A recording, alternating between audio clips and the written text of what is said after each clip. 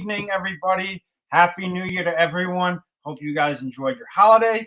I have a couple of people here with me tonight. I got NFV from the Strike Zone and Donald from the Pinstripe Chronicles. Boys, how you guys doing tonight? Salute, everybody. Happy New Year. Salute. I'm doing good here, man. Doing good. Yeah. Glad to be on here. Yeah, it's nice to be back on in the new year. But we have quite a bit to talk about tonight. But before we get into that, do a roll call quickly. Quick shout out to the chat. They've been fired since, even before this started. We got Aiden, we got Jonathan, we got JJ, we've got CWE, we've got Jonathan, we have Stephen B, we've got Consigliere Joel. How's it going, guys? Tyler Talbot, how's everyone doing? What's up? We got a lot to talk about tonight. Over the past, 3 nights, we've had a lot going on. We had Joba on. We had Dane Huber from NYYU on, which was great. But tonight we're talking about, is the Evil Empire really back? Or is there still work that has to be done to make it so that they are back? Donald, what do you think? I think the term "evil empire" is overplayed, honestly. But if you're asking me whether they can go back to the dominance that they had, then absolutely. But they need to. From what I'm seeing this off season, I'm starting to see that they're moving in the right direction again. It looks like. But again, it's very early. We can't make proclamations about evil empires and being back to the dominance of yesteryear until we start winning again, making the playoffs and going deep into October, and moving away from the excuses that have plagued us in the past. About, well, we know the excuses that we've heard year in year out. Kind of looks like they're moving away from the excuses because they've kind of been. I've been really happy with what I've seen so far. I have no issue with the Verdugo trade. I like him. I think he's going to be better. And Juan Soto is an unbelievable pickup, and I think we got him for a steal. So I'm very happy with that. But we seriously need pitching.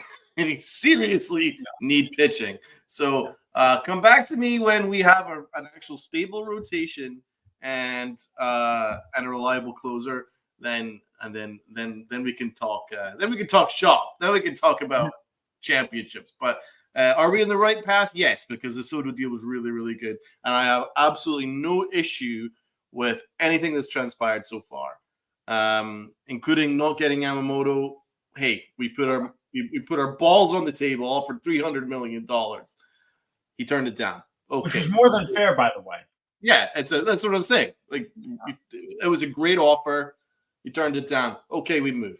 So, and I'm happy we didn't go for Montas. That's a crazy contract. Giolito, even more crazy contract. These are some crazy contracts going. The Yankees are playing it smart. I'm okay with that. Yeah, and before I get to NFV, Sean Browning just brought up a great point, which was we dodged a bullet. We dodged a major bullet. And what was that? With Yamamoto signing with the Dodgers for that amount of money. Because we don't know yet. Let's you can't make massive proclamations yet because we don't see the pitch yet. But it's a crazy amount of money. I mean, if you're asking, is it we dodged a bullet because he clearly didn't want to be a Yankee? Then yeah, okay, I can buy that. But we haven't seen a pitch yet, so yeah, that's fair. I knew I called the right man for this when I hit you up for this, so I know I got the right person. And if what's your take on it, man? As far as the Evil Empire being back, the way I see it is the Evil Empire has always been here. It's just they're in a coma. That's all there is to it. They're just in a coma. They've been in a coma for a very long time, but they came alive this offseason, made some great transactions, made some great acquisitions, but they aren't done yet. They still have some work to do. They need to get pitching. We've been saying that, after they added a bunch of bats, they did add some arms, some arms for the bullpen, which was good. And we know that Matt Blake can turn these guys into fantastic pitchers. Yep. But the starting pitching is still questionable, so they do still need to require a starter. I do believe that Jordan Montgomery makes the most sense. If they're going to sign a pitcher. As far as trades go, there's a few different ways that they can go, but the question is who.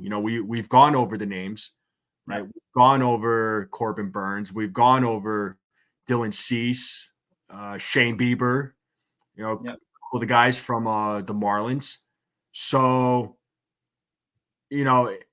at this point, if the Yankees do decide, which it sounds like they're in on Jordan Montgomery, they're trying to work something out with him based on the stuff that I've been reading. I don't know if you guys did too. I mean, the same. Okay. Yeah. So, people are saying, oh, the Yankees shouldn't have to overpay for him, but guess what? They're going to have to overpay. I mean, it's inevitable. Everyone that has been signed, whether it's Yamamoto, Montas, Giolito, these guys have all been overpaid. And let's throw in Severino in there too while we're at it. Yep, you can do that. You're not wrong. The other thing is Giolito, who has been very inconsistent for the kind of arm he has, got paid $38.5 million by the Red Sox for 2 seasons.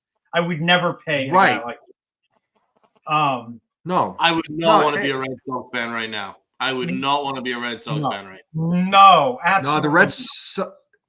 No, the Red Sox are just on a full teardown right now, man. So who knows what direction they're going in?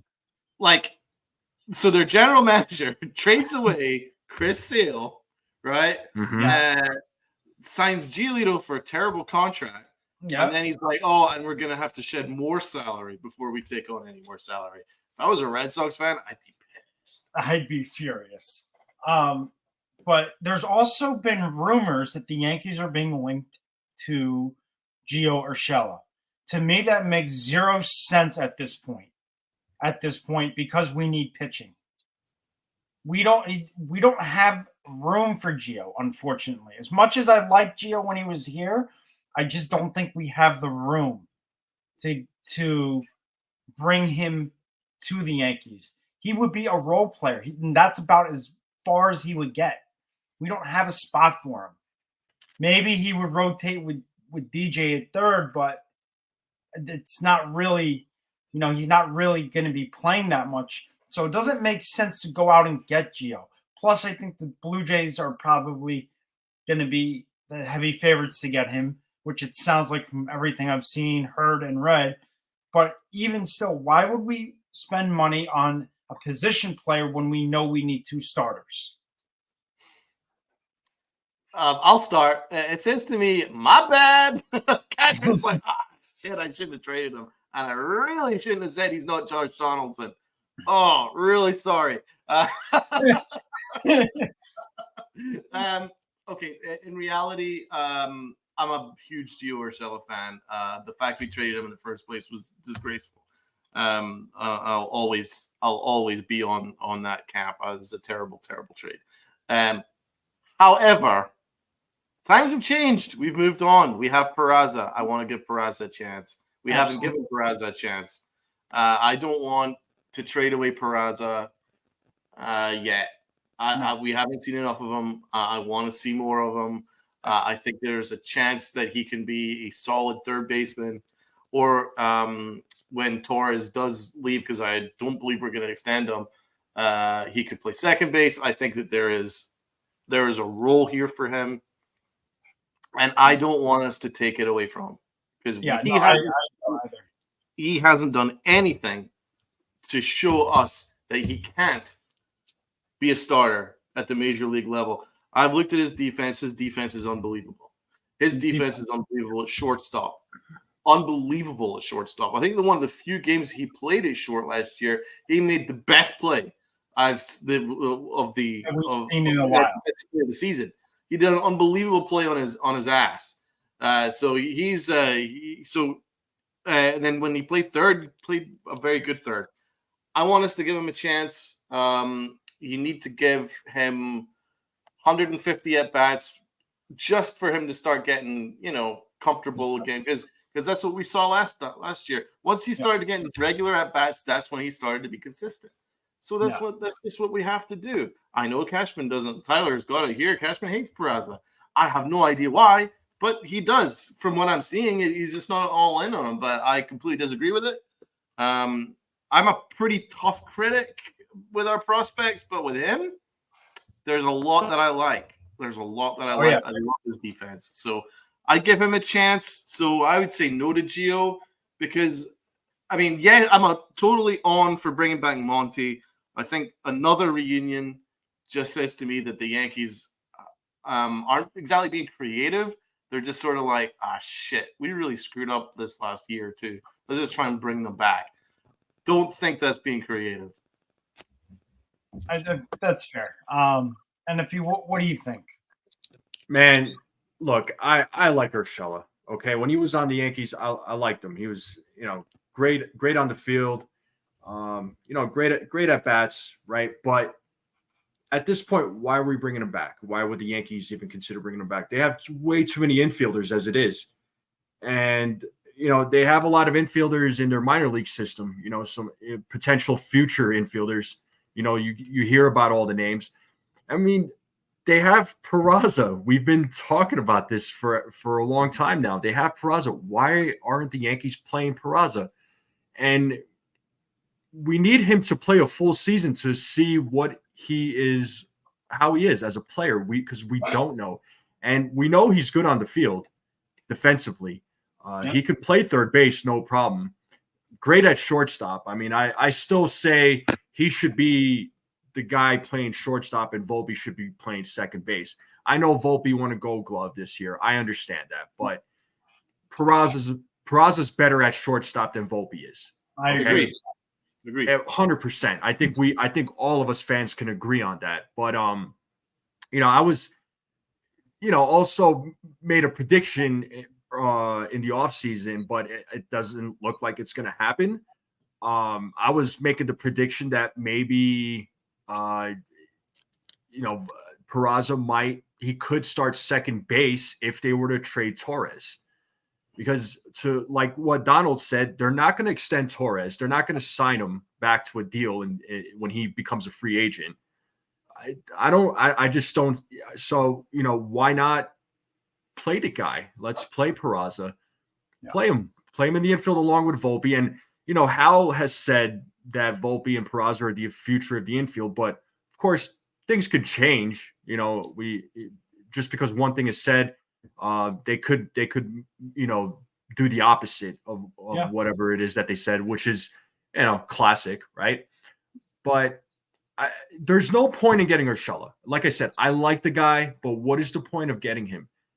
There is no point. They have an influx of infielders, so they should just deal with they should just deal with the players that they have right now, and not get another infielder. They should just solely be focusing on pitching, starting pitching, and the story. They still need to get 2 starting pitchers. Yep. Would I like a reliever along with that? I would like for them to get another reliever. However, the reliever is not. Hey, here we go. Hey. Oh my God. Hey, Joba. Salute. What's up, fellas? How's it going? Hey, what's up?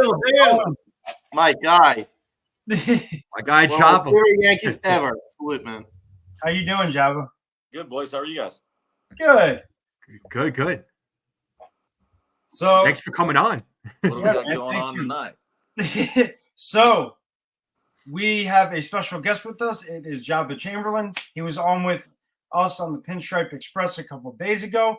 Joba, thank you again for joining us. It's a pleasure having you. You are always welcome. How you been? Man, good. Just definitely didn't make it to midnight the other day, so I was just like watching football and all this other stuff, and watching the games today. So other than that, it's been pretty good. Yeah. Yeah. A lot of good Still see football it on games. the couch. There've been some decent games. There've been some blowouts, but Yeah. I So wasn't mad. Are you seeing watching the Sugar Bowl right now? Yeah, I got the game on the TV over here, watching Texas and Washington. My son might go to Texas, so I don't know how I feel about that, but we'll see. I'm scouting Penix because he might be a good quarterback in the draft. So I like his arm. I like him. Like, I think, this is obviously going to be a game, that Michigan game, that play call at the end. Like, what the hell are we doing? Oh my God, what was that? Your guess is as good as mine. I mean, I don't know shit about football, so it doesn't matter.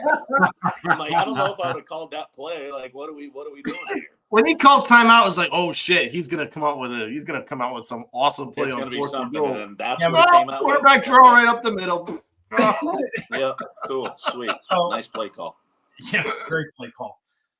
So we were just talking a little bit about the whole rumor about the Yankees being interested in Gio Urshela. And both myself, Enifi, and Donald all think that doesn't make sense, especially since they need pitching. And that we have Peraza, who they're saying is the future of the middle infield. What do you think on that? I got to play with Gio when I was in Cleveland. And, I think he brings a dynamic, but obviously if you're going to keep that aspect of, your guys that you already have in there, and if that's what you're going to do, I think that's the lane I would stay in. Do I think Gio could obviously, add a little bit? Yeah, 100%. But I also too at that point where, if you feel like Peraza is going to be that dude, then, let it ride out, see what happens. I mean, obviously, you got the Jason Dominguez and the Volpes and the guys coming up in the arms race and all that stuff. So I think it's where they need to. What direction are you going to go? Are you going to keep bringing these guys in, or are you going to, trust the process of what you have going into it, and I think is it a good fit, but where is the fit at? Like where does he come into it to where it gels with what you're trying to create right now? Well, you have a unique perspective because you played with him. Now, obviously, watching him, he was one of my favorite Yankees, actually, of the last few years. Until we traded him, I was completely against trading him in the first place. But I just think that, I don't know, bringing him back again, I kind of want to go younger.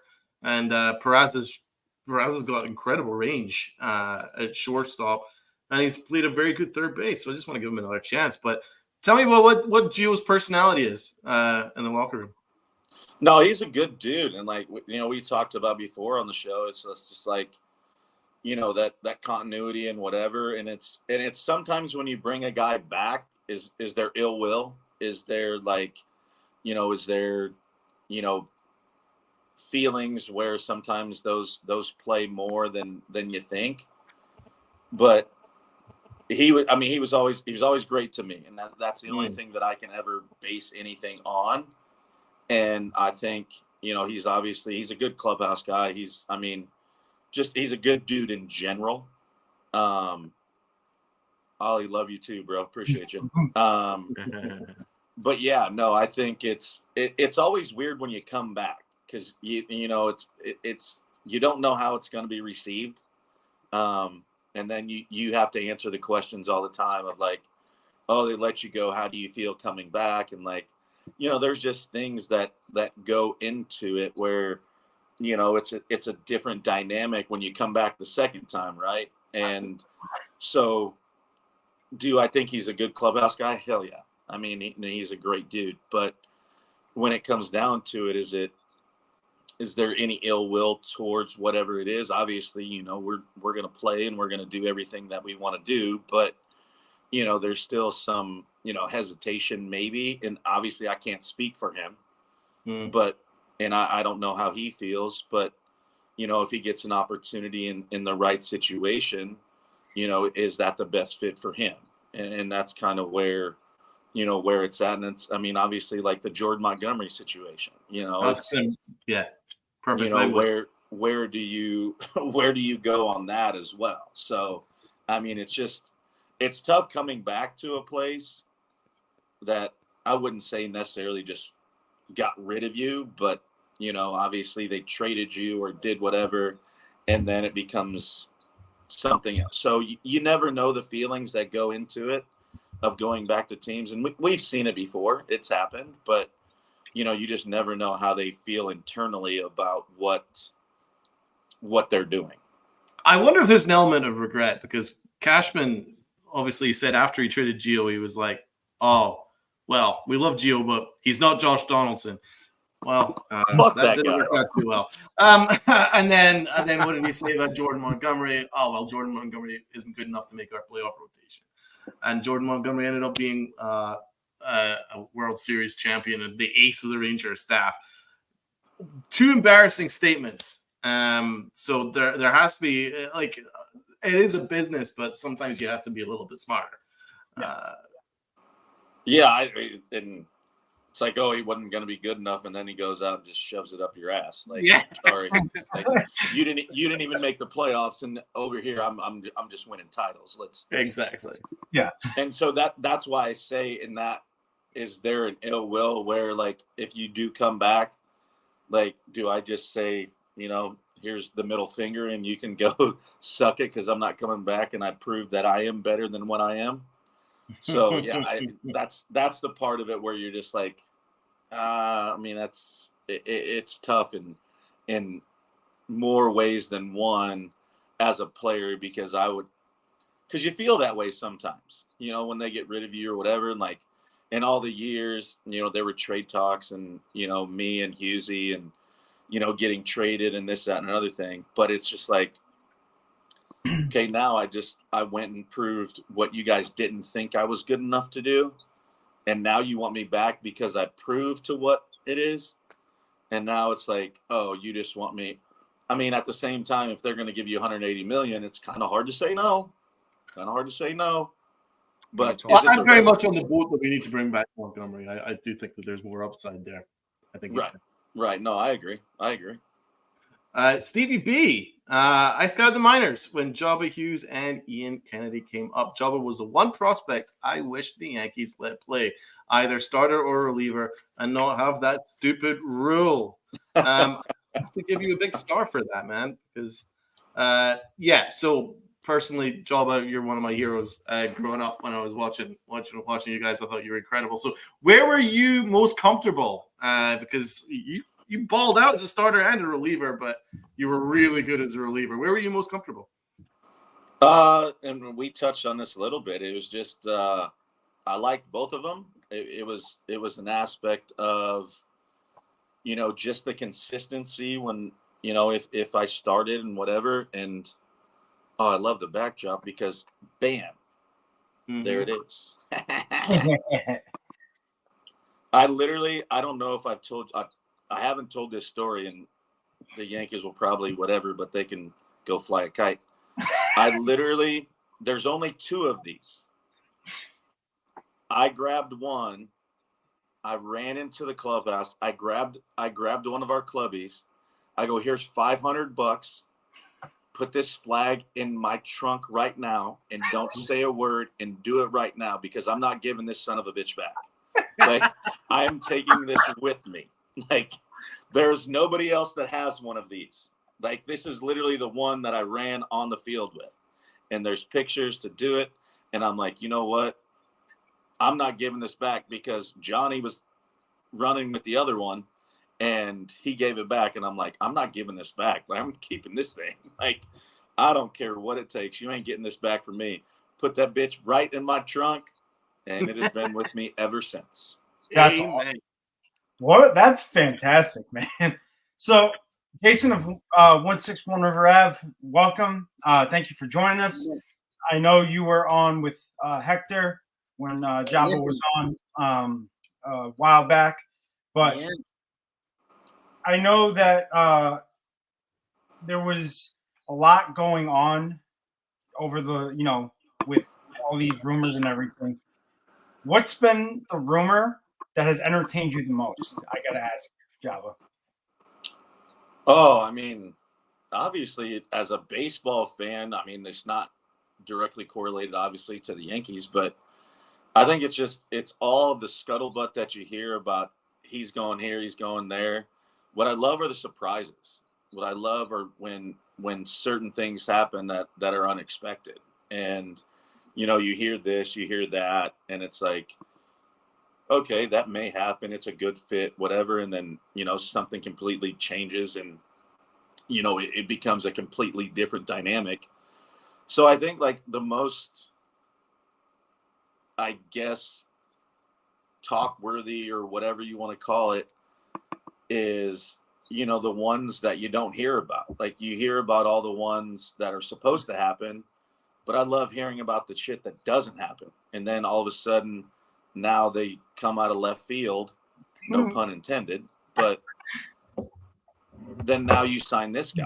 And so I think that's the most intriguing thing about what it is. And, like we've talked about before too, where it's like they need to make another move, and it may not be something that we've heard before or we've seen or read about, and where they make it happen. And so I think that's the most intriguing part of, kind of this off season. And man, it's, a month and a half away before we get to spring training. So there's going to be some splashes that are made.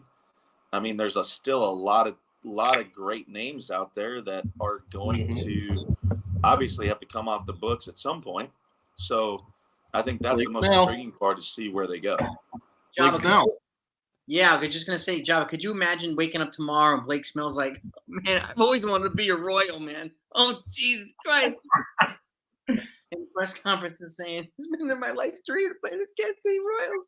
Yeah, and you have no idea. You're like, oh, shit, really? Yeah. No. Yeah, you wanted to be a Royal when they offered you $190 million. Yeah, duh. I mean, I did win a World Series with the Royals, so I guess I can't complain. As I pull out my desk. Nice. Oh, wow. That's the hard one. Yeah, baby. Cheers to that. That is dope. I can't show you my Yankees one because my dad stole it from me. So my dad wears it every day. How does it compare to them if you put them next to each other? Actually, the Kansas City Royal is valued more than the Yankees one is. Is it really? Because it's more rare? I have no idea. I literally, honestly have no idea how the Royals was valued. Like literally insurance and all the other stuff. It literally is more valuable than, and I was like, why would that even be possible? It's the first year of a new stadium.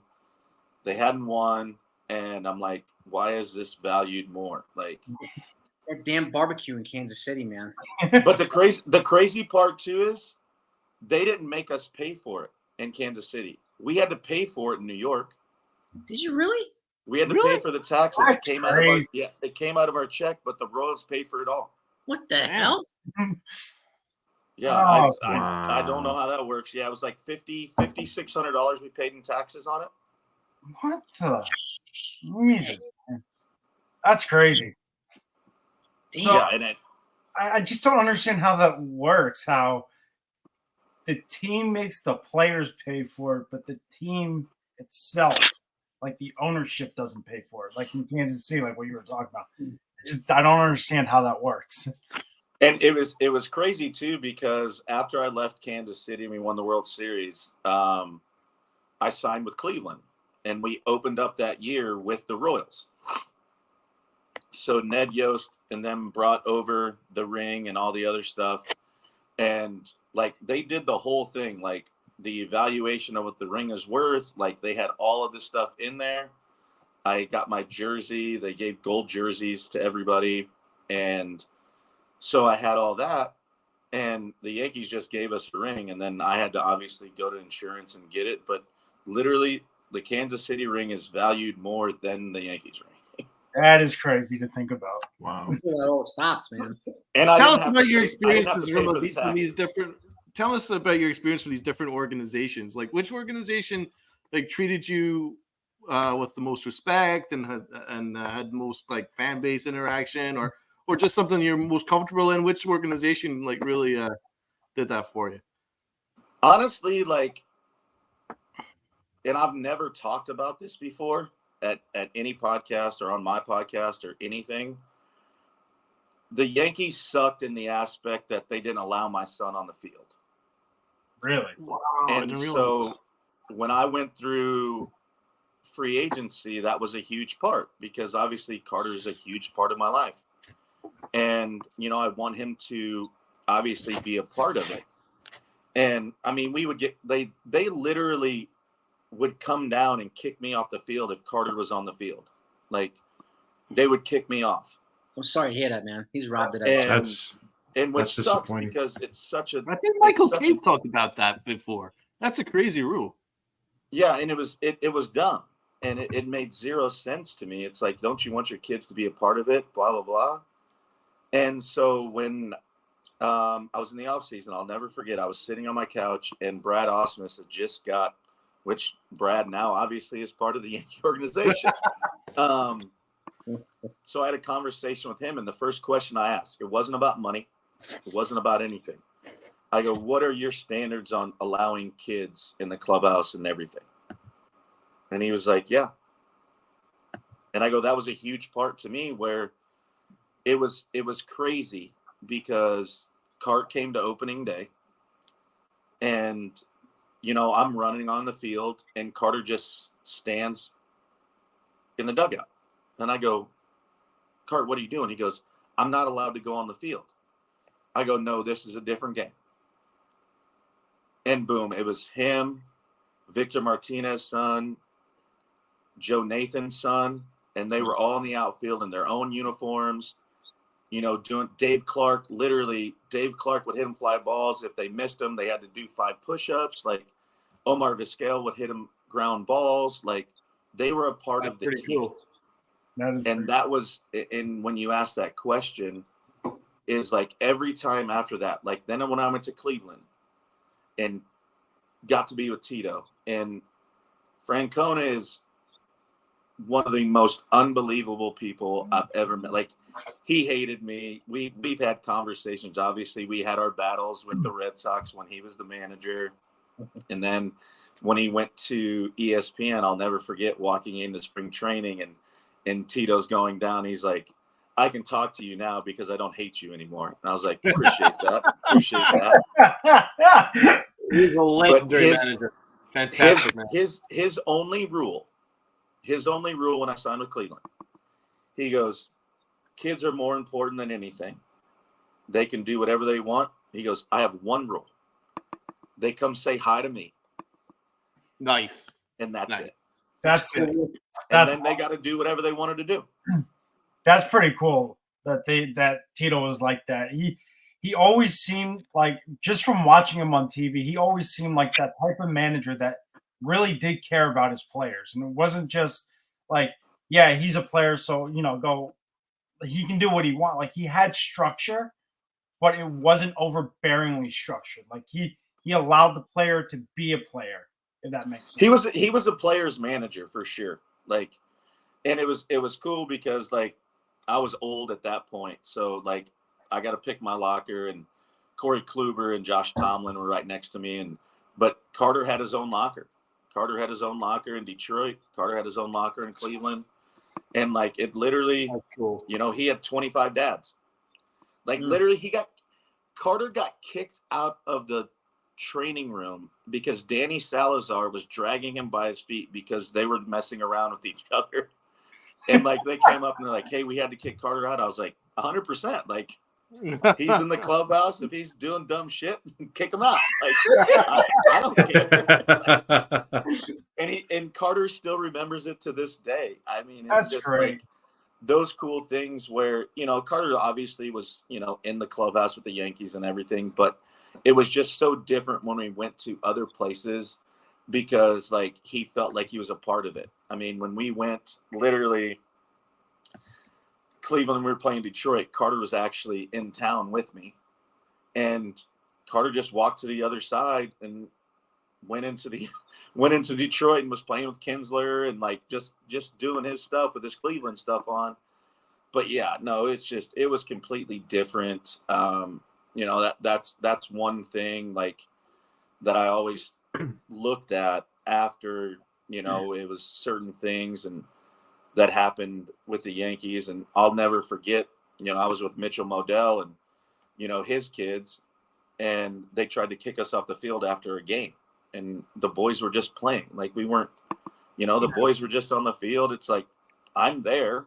Like, yeah. I just didn't get some of the things they did from that aspect of, trying to create whatever. But yeah, no, I think that was the biggest difference, was just the accessibility of certain things. Was that a Joe Torre thing? Like, who blocked you guys in the Yankee land? I have no idea. I don't know if I never asked. It was, I think it was more of a front office kind of, hey, this is the way we're going to do it. We're going to structure it like this is work, this is work, this is work. But, if you're happy as a father and whatever, like that translates to you being a better pitcher and, being in the right headspace and all that stuff. So I don't know where it came from. Honestly, I guess I never really asked. But yeah, like, I mean, there were times where, I'll never forget a specific time in Chicago when my son was there and Dante, who was Joe Girardi's son. And then Jafet Rivera was Mo's son. Mm-hmm. And the boys are just hanging out. And Joe was just like, hey, they can hang out, just, it's fine. Just don't let them go anywhere. So I don't know truly, genuinely where that came from. That was just something that always, as I moved on and went to different teams, seen how much my son enjoyed coming to the field and being a part of it, where we didn't generally have that. I mean, he could be in the clubhouse and he could do all that stuff, but as soon as the clubhouse, like, they had to go. Where on other teams is like, as soon as we got ready, then the kids had to leave, which 100% I get. But then they just ran and roamed and did kind of whatever. They went to the suite, they went to the kids' room, they did whatever. So, that was just kind of the different dynamic of that, I guess. That's interesting. I'm sorry. Yeah. That sucks. I never knew that the Yankees were like that, where it was like, no, you can't have your kids on the field. Like, you would think they'd be more, friendly towards that, but that sucks. Well, they're pretty. It's got to be crushing to a kid. That's got to be pretty crushing to the kids. To say, oh, you're not allowed to go onto the field. It's like, let them go onto the field. Like, what's the? I don't understand what the big deal is. I guess I'm trying to wrap my head around it. We could go onto the field before BP and whatever, and we could do our stuff, right? Okay. But then, like, when I went to Detroit, it was like, now it's like during BP, Carter's roaming the outfield. Before, it was just like, it would just be him and I, and we'd be playing catch. I'd be throwing to him or doing whatever. But now Carter's catching fly balls and like real life, like major league players. And like, I think that's what's made my son a great baseball player, because he had that opportunity to, like, you're catching big league fly balls. Like, this isn't just me hitting little slappy fly balls to you. Like, you're seeing it off the bat. You're reading it off the bat. Yeah. And I think that's what's made my son so good, that he's had those experiences. And, I think that's a huge part. Yeah. Oh, he'll be 18 in April. Oh, cool. Okay. And you're saying he's want to go to Texas? Well, we got Nebraska, Texas. He's committed to a junior college in Kansas. Then we got Central Connecticut, UConn, Boston College, and the University of Tampa. So. Oh, wow. Which one are you wanting him to go to? Do you have a preference? I want him to play and be happy. Yeah. I mean, that's sitting on the bench doesn't do shit for you. No. And so, just he's growing now. I mean, he's 6'4", 210 now. So he's grown up a little bit. He's taller than his father, which I hate to admit. It sucks. He gives me shit about it, and he's like, "Dad, did you get shorter?" I'm like, "Shut up, Carter." Like, I don't want to hear your shit. I should send him the link so he can jump in so I can talk shit to him. But Job, he could probably still whoop his ass. oh no, he'll still get ass whooping. He'll still get ass whooping. Don't you worry. Don't you worry about that. Like we'll still take care of that. I still got that.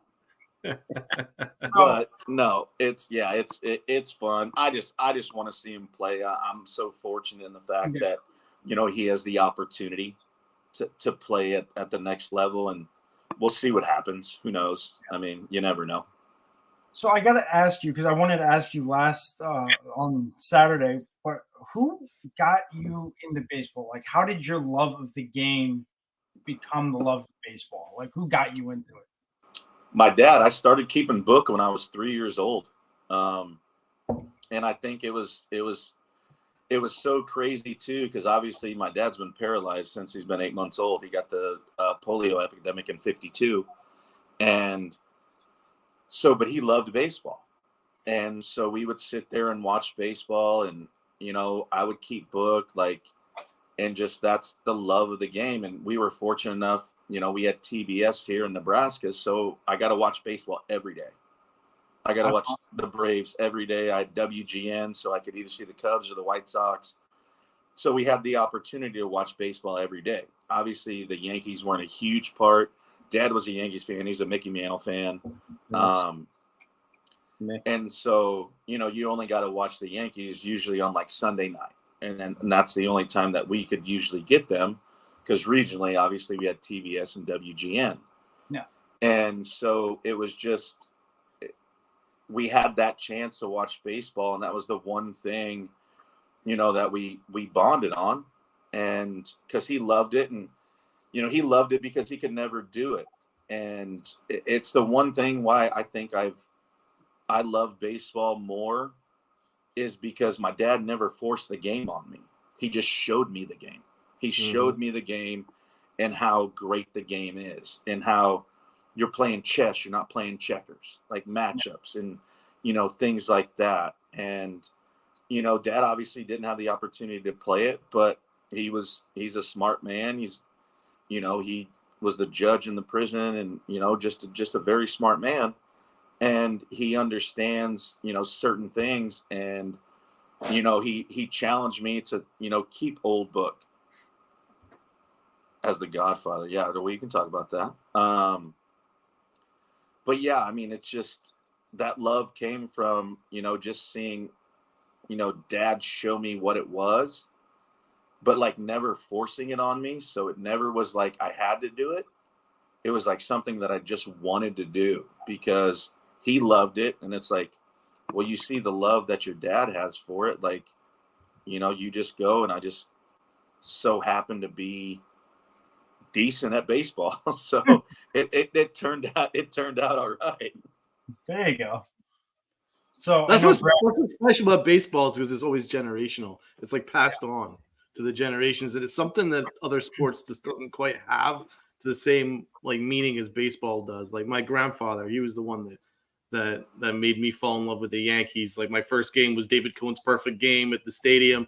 It's just, these are the special bonding moments, me and my grandfather watching David Cohn pitch a perfect game and celebrating together. And then these are the kind of memories that last a lifetime, I was at that game too. Oh, were you? Where were you? Loge, section 463, Loge side, first base side, second level. My mom had season tickets. Nice. We're at that game. The rain delay against the Expos. Never forget. Don Larson was there. That's what was amazing about it. It was that's what the Yankees have, that these ghosts, these situations that you could never imagine. But wasn't that Yogi Berra Day too? Yeah, it was Yogi Berra Day. Yeah, they were making amends. I think there was some kind of beef, and he was there, and Don Larson was there. It just happened the stars just happened to align that day perfectly. Yeah, there was a beef because George Steinbrenner fired Yogi while he was the Yankee manager, and it was totally unfair. And Yogi basically didn't speak to the Yankees or go to a Yankee game for a long, long time until they made amends at that point. So it was all written in the stars. An incredible day. It was a rain delay that day. It was just It was crazy, man. I've been lucky. I was at Jim Abbott's no hitter. Really? Wow, we're going into it. I was at Dwight Gooden's no hitter. So, Oh shit! and, yeah, I was really lucky. My mom had season tickets for like 2 decades, and for a job, and I used to go with her all the time. My dad used to fall asleep at the games, so when his mom's like, "I'm not taking this guy. I'm taking my son." So she started taking me, and we were at the clincher for '96, the clincher for '99, 2009 clincher. We sat in the bleachers. So, I've never in my career never seen a no hitter. Oh God, I mean, the Jim Abbott no hitter was crazy. I sat behind home plate that game. Wow. And, that was crazy. Matt Noakes was catching, and Alvaro Espinosa, like it was crazy. Don Mattingly was playing first base. Like it was nuts. But that was a classic no hitter. Dwight Gooden's was at nighttime. That was intense, but there was a special feeling about the David Cone perfect game. It felt different. It felt different. You knew early on, like, yo, this guy's onto something, man. He's really onto something, and like it builds during a no hitter, but it builds tenfold during a damn perfect game. Yeah, like, I know. Side note: I'm gonna tangent off this. Do you think Don Mattingly's a Hall of Famer? I do. I honestly, like, he was the best for a stretch period of time. I mean, I understand him. Some folks might need a couple more years of that stretch for him and good health and all that stuff, but I do think he merited Hall of Fame consideration. What about you, Joba? Do you feel that way? Yeah, the one thing that like I always think about, and obviously you get a period of time of where you're voted for or not. Your numbers don't change, so why do your votes change? I don't understand that. Like, and actually somebody that brought that to my attention that I'd never really like thought about is Mo was like, why, if you're not in the first time, you get in on your last time? It's just because there's not enough people, or like your numbers don't change. Nothing changes. And how do we give votes? Like when Derek didn't get 100%, the one dude that didn't vote, didn't even put in a ballot, was like, oh, he's already in the Hall of Fame.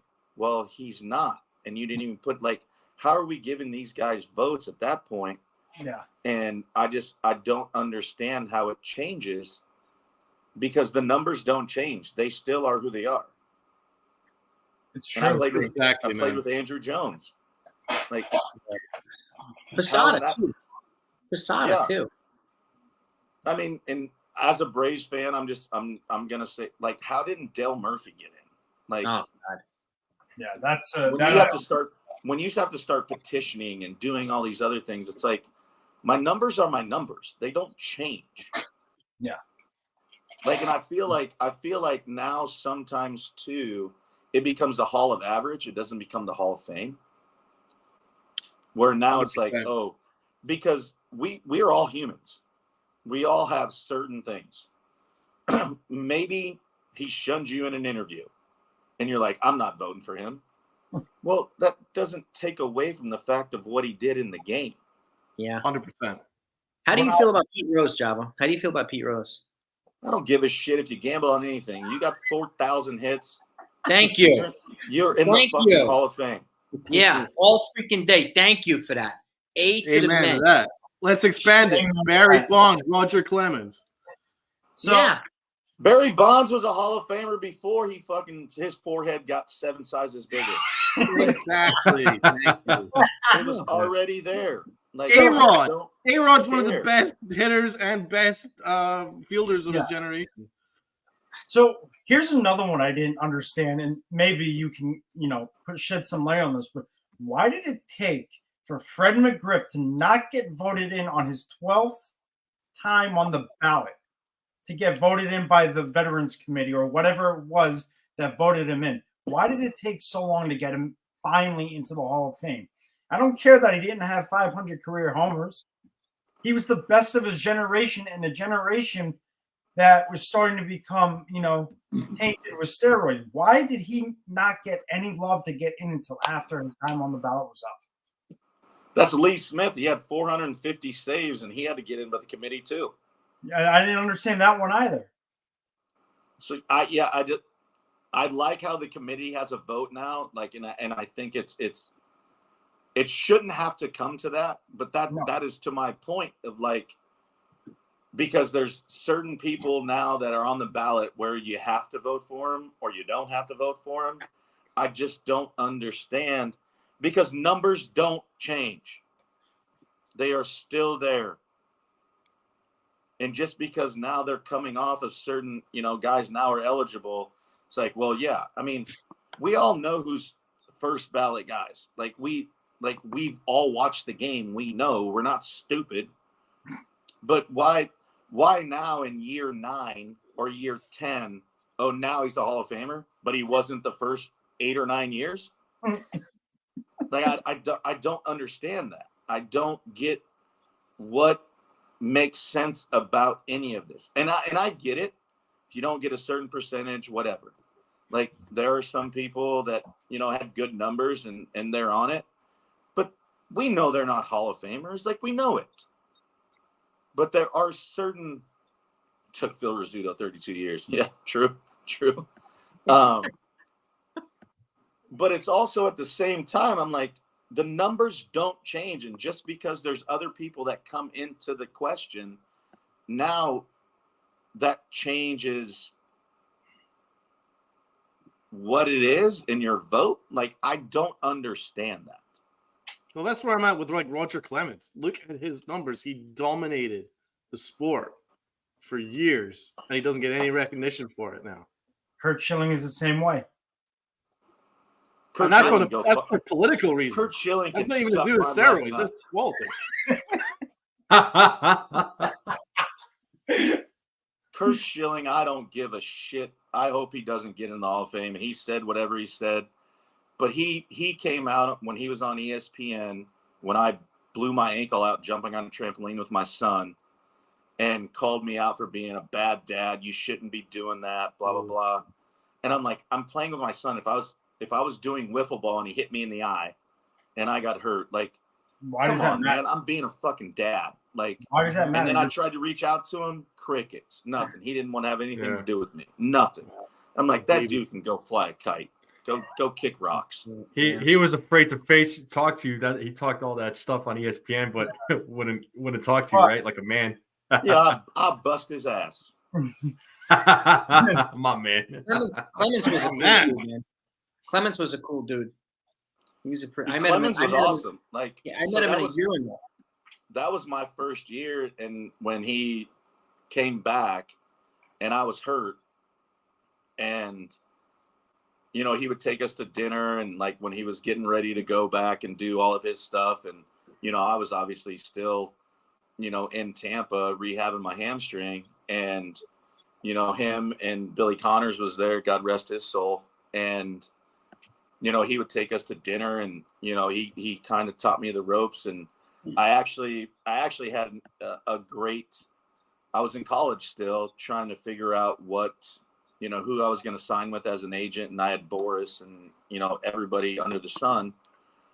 And we went to Texas. My son's mother, their family lived in Texas, so we went there, and we got to go to Roger's house, and I still text with his kids that play, and just having that experience, and he was awesome. He was great, and it's those things. It's like you can say whatever you want to say about them, and whatever it is, but like their numbers speak for themselves. Yep. And that's the way it should be. If it's the Hall of Fame of what it is, and Jason, to your point, like Pete Rose, like it's one of the greatest players we've ever seen. Hands down. And the fact you're not in there, you put Ty Cobb in the Hall of Fame. Yeah. You want to go look at Ty Cobb's story and how of a piece of shit person he was, but he's in the Hall of Fame. Yeah. Roger Clemens came to one of the shows that my mom was working at the theater, and I met him. I was taking a leak next to him in the urinal. Oh shit! He was taking a leak next to me. I said, "Oh shit, this is my favorite player of all time," and I was starstruck. I mean, I'm like, this guy's staring at my dick. Like I didn't know what he was thinking. Like I wanted to, I said, so I introduced myself to him in the bathroom, and I mean, couldn't have been, you were couldn't have staring been at his. Story, bro. I swear to God. That is I, a story, bro. I met swear to Roger God. Clemens in the pisser. That was I amazing. washed my hands. Well, he couldn't have been a nicer guy. He walked me up the stairs. He talked to me for a few minutes during intermission. He could not have been a nicer guy. Such a cool dude. And it's always cool to when you meet your favorite athlete, celebrity, and when they're down to earth and they're really cool. Yeah. Sometimes that's scary, though. Sometimes that's scary. That's true. This is true. Obviously, as a Braves fan, Chipper Jones is literally like my favorite. I got to play with Andrew Jones, which was absolutely incredible. But it was 2009, and I was pitching against the Braves. I'd started against Kenjin Kawakami, and I'll never forget this because that's when pitchers hit. And I hit a line drive off of Kenjin Kawakami's neck. Oh, shit. And so, like, I freeze, obviously, because that's the worst thing you could ever do, right? Like, hit a pitcher when you're a pitcher. And so, like, I don't run right away. Chipper gets it, throws it first. Like, I run like halfway down and I run back. And Chipper's like, "Would you just trying to take my pitchers out?" And I was like, "Oh, shit." And then, so, like, I'm a Braves fan through and through. It's like a complete dream to me, right? Like 2009 was such a complete dream because I called my dad because I walked and I seen Old Fulton County because they still have the parking lot where the old stadium was before they moved to Truist. And, I was like, oh God, these are the games that I watched. And like, I call my dad and like, I'm 23 years old. Like I'm still just a young kid. And so I got a pitch and ended up pitching well. I ended up winning the game. Jeff Rancour hit a homer off a hanging slider. I'll never forget it. And so the next day I'm running and Jason Zillow comes to my locker and he's like, "Hey, Chipper wants to see you and meet you." And I'm like, "Shut the fuck up." Like, no, he doesn't. Like, he don't know who the hell I am. Like, what? No. And so, like, I'm being a bitch at this point because I call my dad and I'm like, "Dad, Chipper actually he said he wants to meet me." And my dad's like, "What are you doing? Like, go meet him." I go, "I'm scared." What if he's not what I looked up to my entire life? Like, if he wore his pants up that day, I wore my pants up. If he wore them down, I wore them down. Like, and I'm like, he's like, "Justin Lewis, get your ass out there." And my dad doesn't cuss. My dad does not cuss. And I was like, "Yes, sir. Yes, sir." And so I go out there. He gives me like a big hug, and it salt in the wound because he went like 2 for 4 off me with a double. And all I wanted to do was strike him out. And I'm like, damn it. So one of my buddies, he texted me after the game and he was like, "Hey, 2 things. Your cleats are dope and Chipper owns you," because he knew that Chipper was my guy. I was like, "First of all, you can go hit rocks because you're an asshole. Thanks. Appreciate it." He goes, "Nice win though." And I'm like, "Yeah." And so Girardi got thrown out that game. And, it was just, I remember going out after I hit Kenjin Kawakami and I looked at Bobby Cox and I was just like, "Hey, my bad." Like, and he was just like, "No big deal." And so like, I see Chipper and he gives me a big hug and he was like, "Man, I followed your story. I love the relationship that you and your father have. That's kind of the same thing with me and my dad." So like, I relaxed a little bit, and to make it even worse, like I said, salt in the wound, I go, "Chip, my MO is to finish you with a back foot slider, right?" So I was like, I'm going to beat him with a heater away. It was 97 away on the black, and he hits a double down the line. And I go, "Were you looking for that?" He goes, "Nope, I just guessed." I'm like, "Fuck you." Like, thanks. At least make me feel good about it. Like make me feel like I made a good pitch. Nope. I just guessed. Yeah, that's why you're a Hall of Famer. Okay. Thanks. Appreciate that.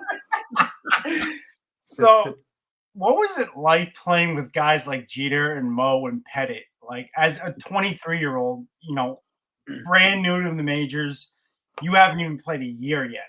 You had just gotten to the majors, and you're playing with, 3 future Hall of Famers. Jeter, Mo, and Pettit, and even you can add Posada to that conversation if you want to. What was it like playing around them? They were all so different in the aspect of like how we talked about before, and like the core leadership and shit like that, where they were all so different. And it was, just having certain personalities where, you could talk to about different things.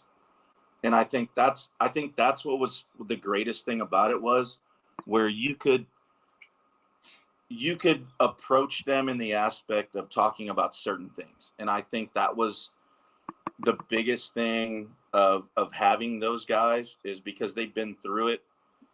Obviously, Derek's in his story of like wanting to quit because he had like 1,900 errors and wasn't doing stuff, and in that aspect. And then Andy obviously coming back from Houston and, coming back to the Yankees and doing that stuff. I just think it was a sense of relief where you never felt like you couldn't go talk to them, and they were available at any point to just, go, shoot the shit, or just, have a conversation. And I think that was huge, and that was important, more so than just obviously what they've done on the field. And I think that's why those guys were so great at what they did, is because not only did they lead by example on the field, but they did it off the field as well.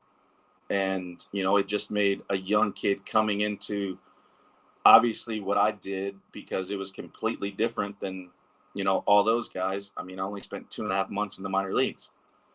And so just being around those guys and having the access and the knowledge of what they had, because I didn't have it.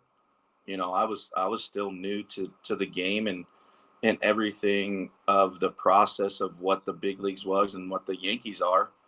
And it's completely different. And just being able to have access to those guys, not only being a teammate, but also being a person. And I think that's what made them all great. And which Yankee legend had the biggest influence on your success as a Yankee in your career?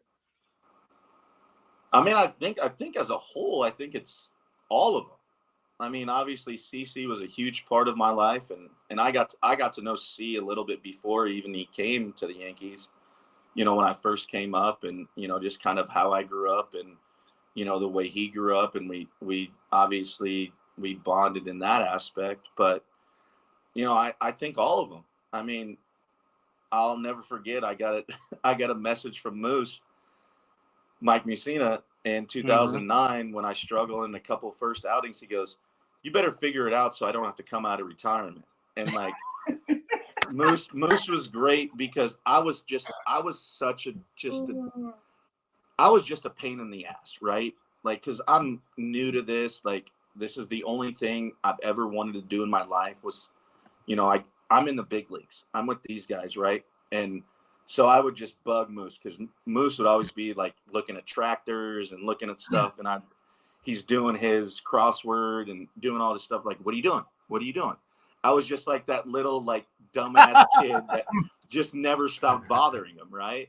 And so Moose had a rough year in 2007, and he got moved to the bullpen. And so I'm sitting there, and like one of the greatest accomplishments, and it's not even an accomplishment, I guess, but when Moose came to the bullpen, he gave me a hug. And I was like, man, that means like I've been that gnat to his ass. And he's like, okay, I just have to give in to this kid. And I was fortunate enough to pitch in the game, and I almost blew it. It was in Boston, and it was his first time he's ever won 20 games in a season. And I got a pitch in the game, and mind you, I almost blew it. but like just being able to do that and like no, like I broke him a little bit and he gave me a hug, and it's those are the things you'll never forget. Everybody always ask, what do you miss the game? I go, I don't miss being gone. I miss the camaraderie. I miss, the plane rides and, me on the bus being just that, that little gnat and just like looking over their shoulder and being that guy. And it's just those things that you miss a little bit. And so that's one of the coolest things was when he gave me a hug, and I was just like, man, maybe, I've made it a little bit, and, just obviously continue to grow from there. My co-host here, with the Pinstripe Chronicles, is asking, was Mariano approachable in the pen? Yeah, I mean, he was, but like, he was just so different in the aspect of like, and I played catch with him, and it was just like, he was so different in what he did. Like, he was just so methodical about everything. Like, he was different. I mean, you go down, he's probably one of the top 5 pitchers, I don't care, starter, reliever, whatever, to ever play the game. Like, I mean, it's a no-brainer. Oh, absolutely. Yeah. Mm-hmm. And, being able to play catch with him and play long toss and do all those things. And then it kind of really hit me. There was always a stretch where Mo would blow like 1 or 2 saves, right? And everybody would think the world's ending. The world's ending. True. And so I'll never forget, Mo and I were playing catch, and then he wanted to throw a flat ground. And so Mike Harkey comes over, he catches, and he's like, Joba, stand in.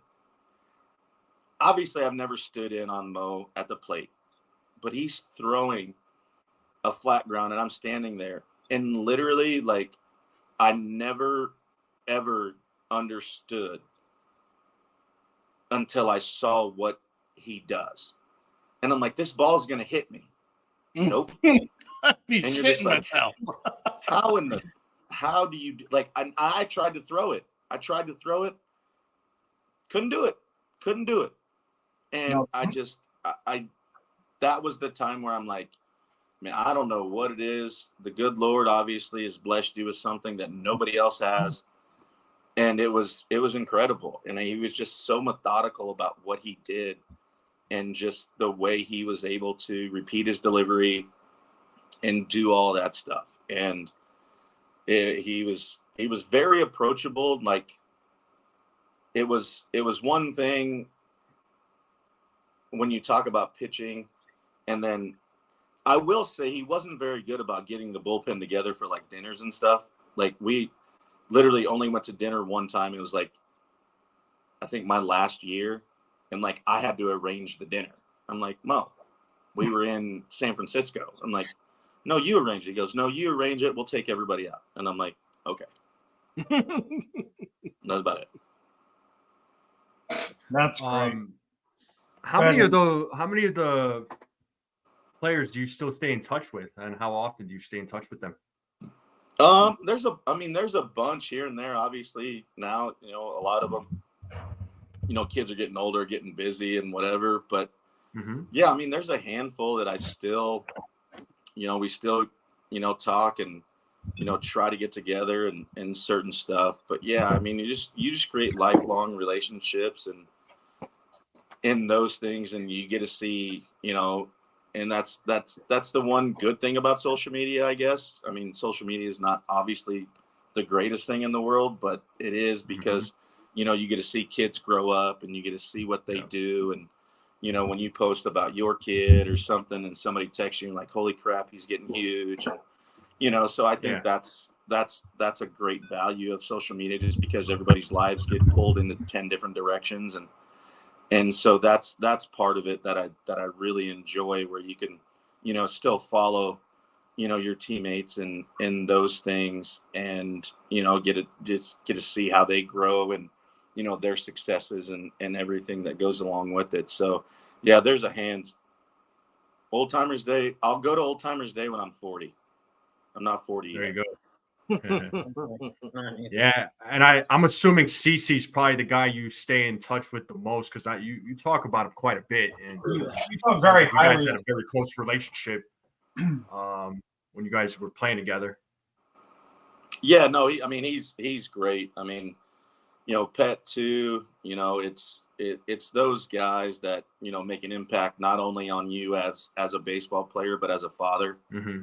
And Mm-hmm. you see those things. Shit, I got 46 tattooed on my arm because Andy taught me what sacrifice was, and but still how to be a father and do those things, and stay in the moment and make sure that you're still still embedded in what your kids do, even though you're away, and in those things. So yeah, there's been so many people that have touched my lives in so many ways, and that I can't even begin to express the gratitude and the thankfulness for those guys of being in my life, and obviously being in Carter's as well. And it's just it's such a family in the game of baseball, and we all go through it, and we all have families, and we all have certain things, and it's just it's so cool, like our baseball family, and how it's all relative to one another. And we all go through ups, downs, ins and outs, and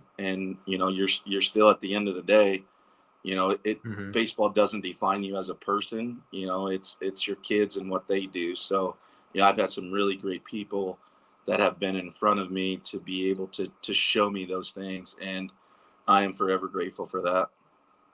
So your Awesome, MO is awesome. your vicious slider. It's one of the best sliders in the league in your I- heyday. How did you develop it?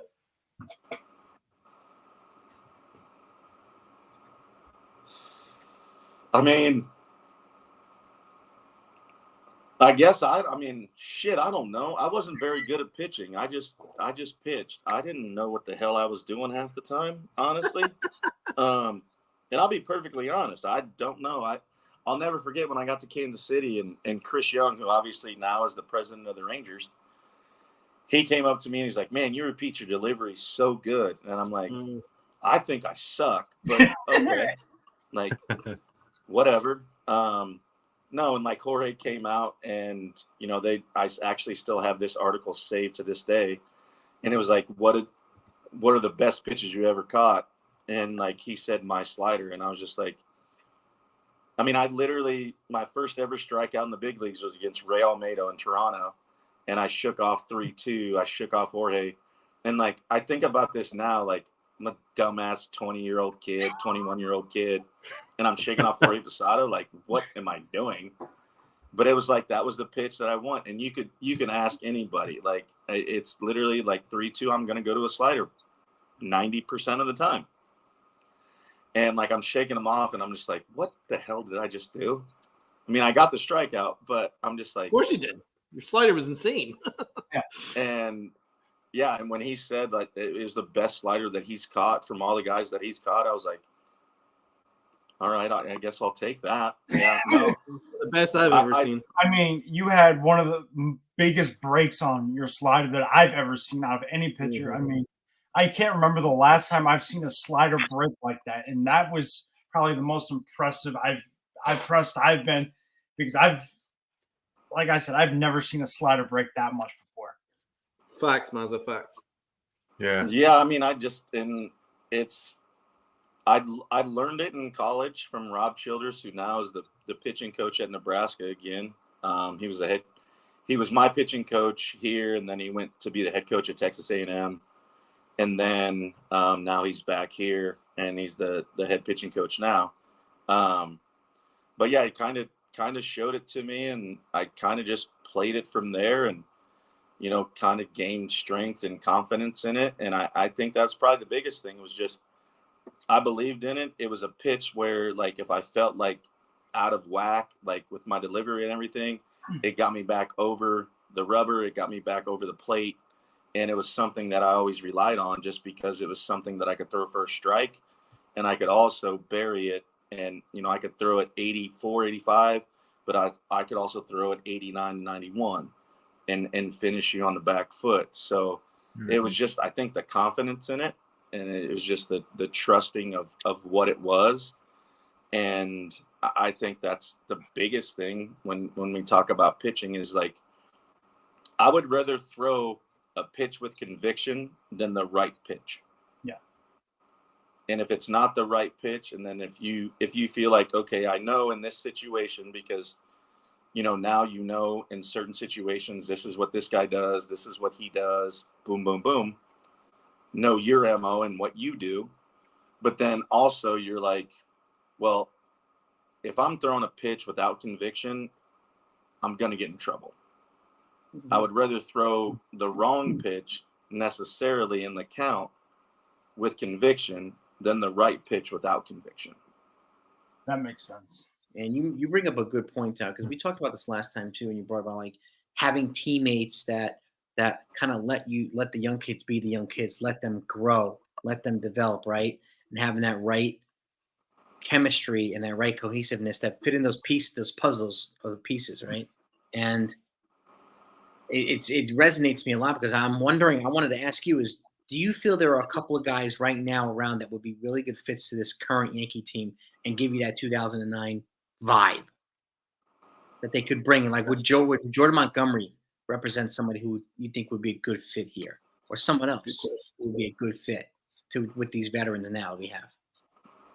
Yeah, I mean, I think there's a lot of pieces that are still out there that could fit in that dynamic.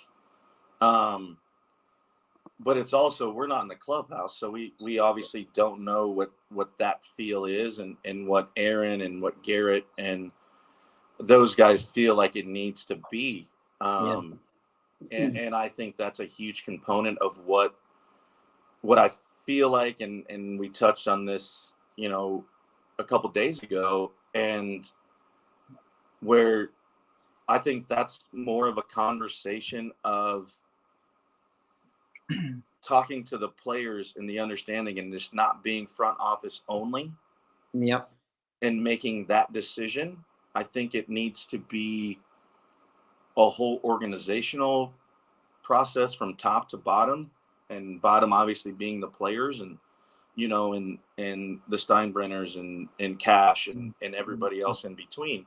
Yeah. But I think there's pieces, but it's also like, we can see and we can read, we can do all that stuff and watch, but we're obviously not behind closed doors. Yeah. So we don't know where, in essence, what that need is. And to your point too, is that, are you happy that Hal is listening to Judge and Garrett Finally, to get a taste of a sense of what the players want, right? And finally, and I think that's a huge part of it. And I Yeah. think that's why I said before, it's let them, not necessarily let them dictate it, but let them have the aspect of like, I don't think this is what we need, or hey, I think this is a good fit. Like, yeah, talent is one thing, and I don't disagree with that. I don't disagree with any of that. But it's also chemistry and continuity, kind of what we talked about on Saturday, is a huge part. And if that doesn't fit to what we want to do and to get to where we want to be, because at the end of the day, you want to walk away and you're the last one standing, right? Yep.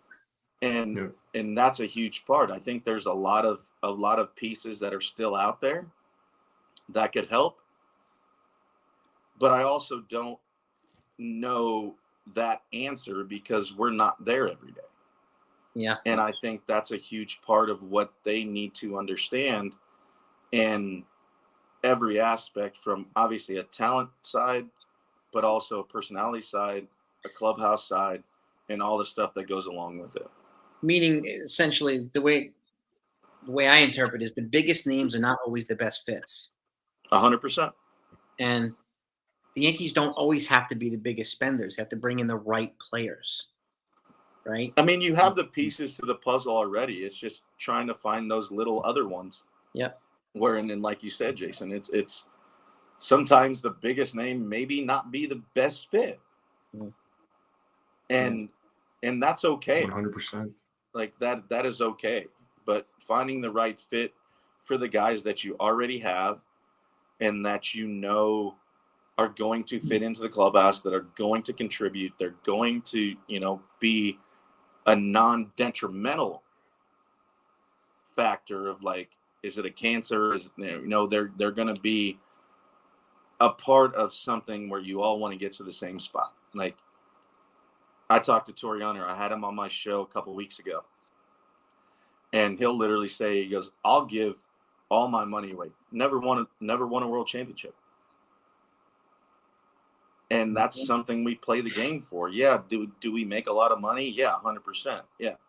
But if you're playing the game for the right reason, that's where you want to be. You want to be the last one standing. You want to have the ticker day parade. You want to do that. And that's something that some guys never get to experience. And, I think, when you get to surround yourself with people that's the end goal, and that's the sole reason of what we're doing, then let's do it. Then let's get the right people on board, and let's get it going from there. Thank you. Thank you. Yeah. Thank you for that. Exactly. Yeah. That's exactly how I think. That's how Jason, Donald, and NFE and myself all think. It doesn't have to be the biggest or the sexiest move. It just has to be a piece that's going to fit within that puzzle, like you said, and that continuity and what's going to click with the clubhouse. It can't always be, hey, let's go out and get the top guy on the free agent market, because maybe that top guy is not going to fit. Prime example, Josh Hader. There's been multiple talks about him, and I don't think he's going to fit. I've spoken with NFE about this. I've spoken with Jason about this. Donald's probably seen it from our group chat and Uncle Tats and whatnot. I don't think it's going to be a good fit. Is he one of the top guys on the market? Yeah, but with his attitude and what happened with him in San Diego last year, when he said no to his manager about a 4-out save, that's not going to fly here. You've experienced, Yankee Stadium and Yankee fans. You know how it goes, but that wouldn't fly here. So we don't think that will be a good fit. So yeah, the sexiest move is always the best move. No, and it's not. And yeah, I got to know Josh a little bit when I was in Milwaukee, and New York would eat him up. We've seen it. And AJ Burnett's a great friend, but it ate him up. Look how he thrived in Pittsburgh, because it was completely different, right? Not to say AJ's talent wasn't capable enough, right? But you saw him in Toronto. Doc took away some of the stuff, and AJ was AJ. And then AJ goes to Pittsburgh, and they just adore him. Yep. It was completely different. New York is a different animal. And I don't, not to say I don't, like I said, talent is always talent, right? But when you're in New York, it's a different animal. Yeah.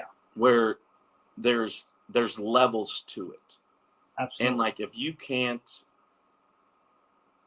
basically push things to a side or whatever and just handle it, and they'll eat you alive. That's just the way it is. And that was the one thing that I learned very quick.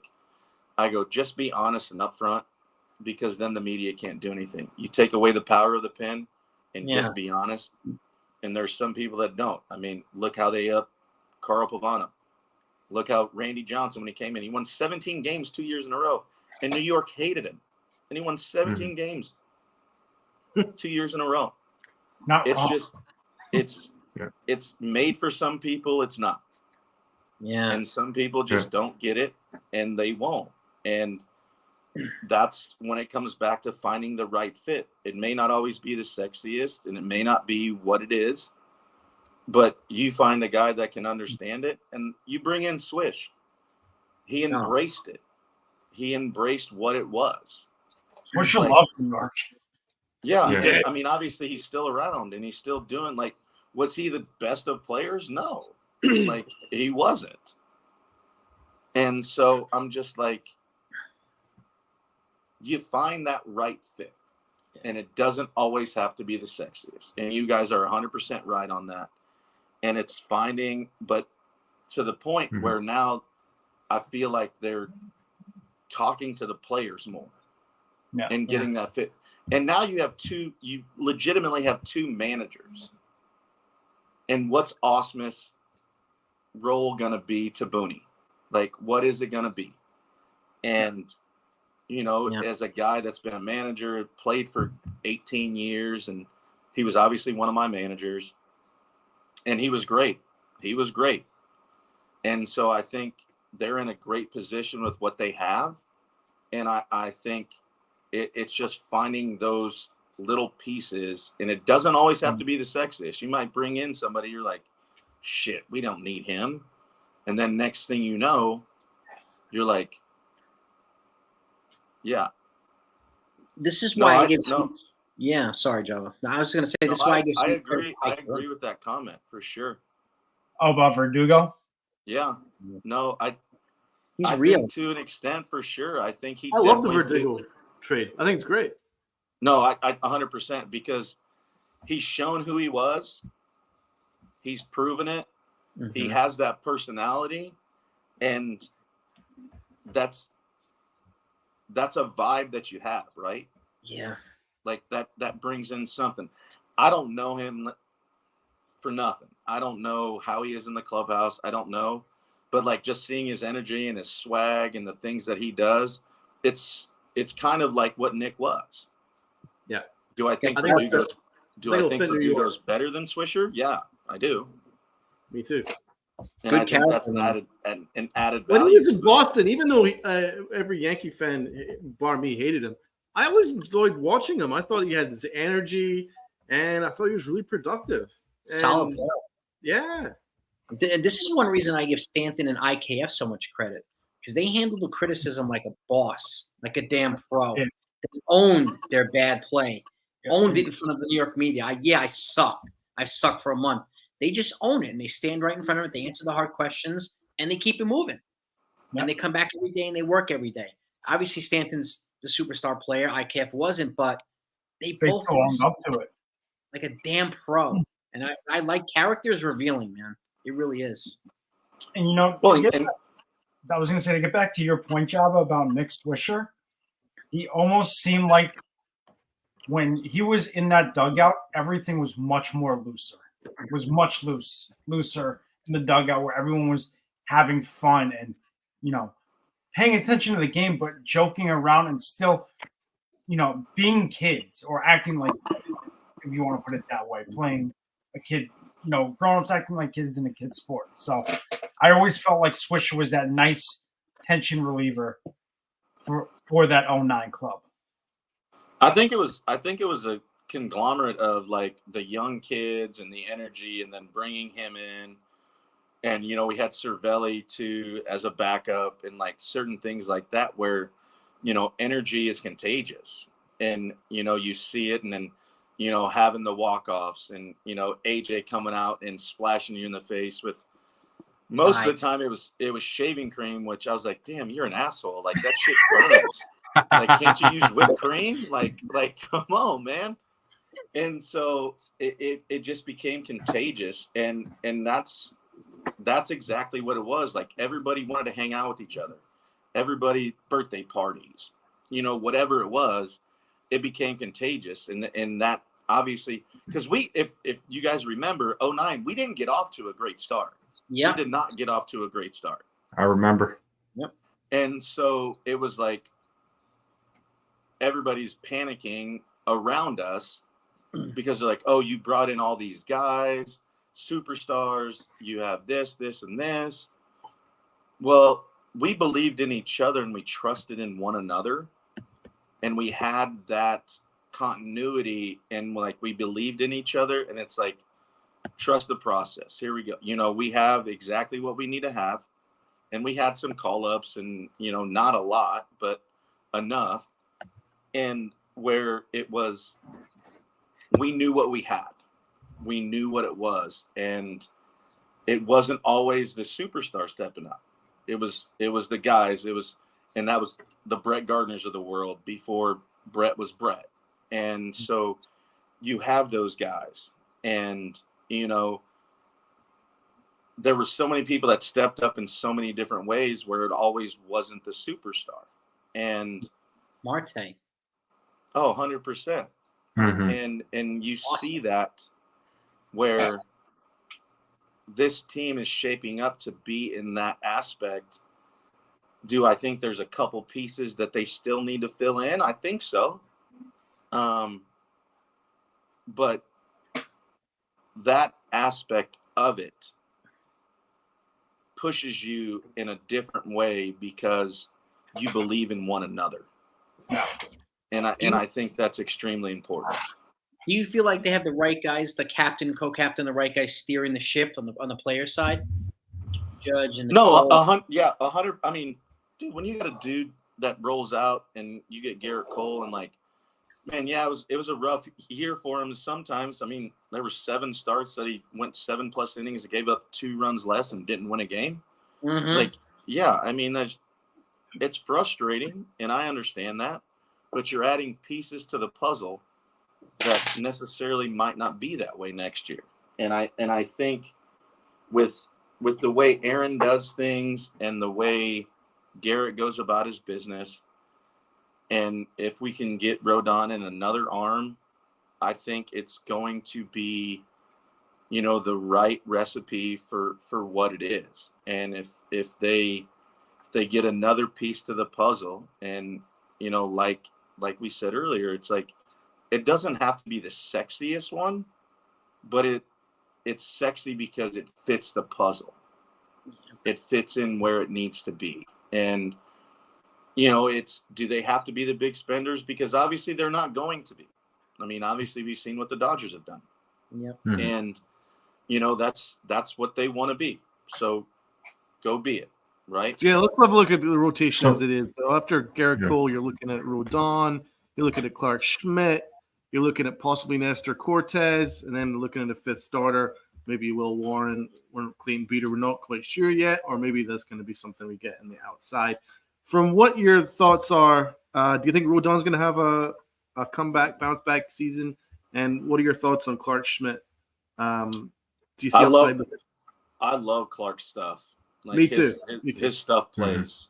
And I think from that perspective of Rodon, like he's always had the stuff. Like we've seen him from the White Sox, and then obviously coming over, like, and he's shown what it is, and he understands, his capabilities and whatever. It's just, I think too, in an aspect of like coming into what he is, and like obviously injuries are going to happen. We all know that.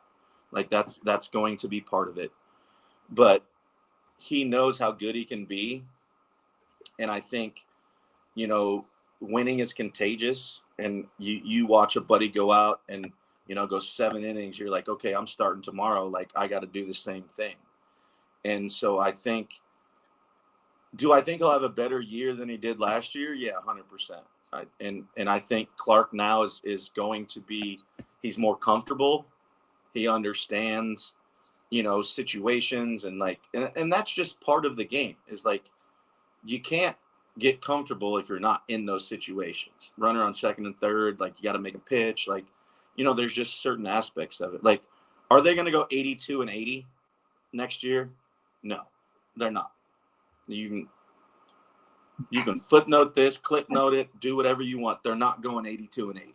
I'm going to tell you that right now. Will they win 100 games? I don't know that, but they're not going to go 82 and 80.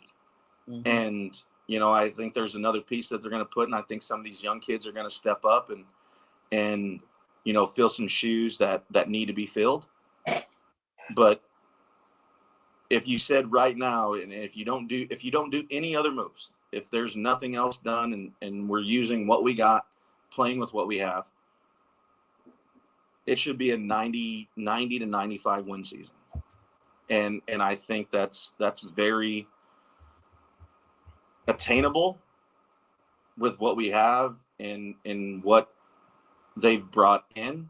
And like I've said, I think Trent Grisham is a huge dynamic. That's a nice pickup. It's a great trade. I think Cashman's done a very, very good job so far. Yeah.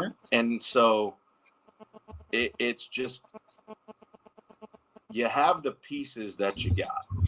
And obviously Verdugo and the things that – and Verdugo's not going to get caught off guard, right? Because he was in Boston. So he knows the media. He knows that dynamic of what this is going to be. So he's not going to get caught off guard. It's not going to be something that he hasn't dealt with.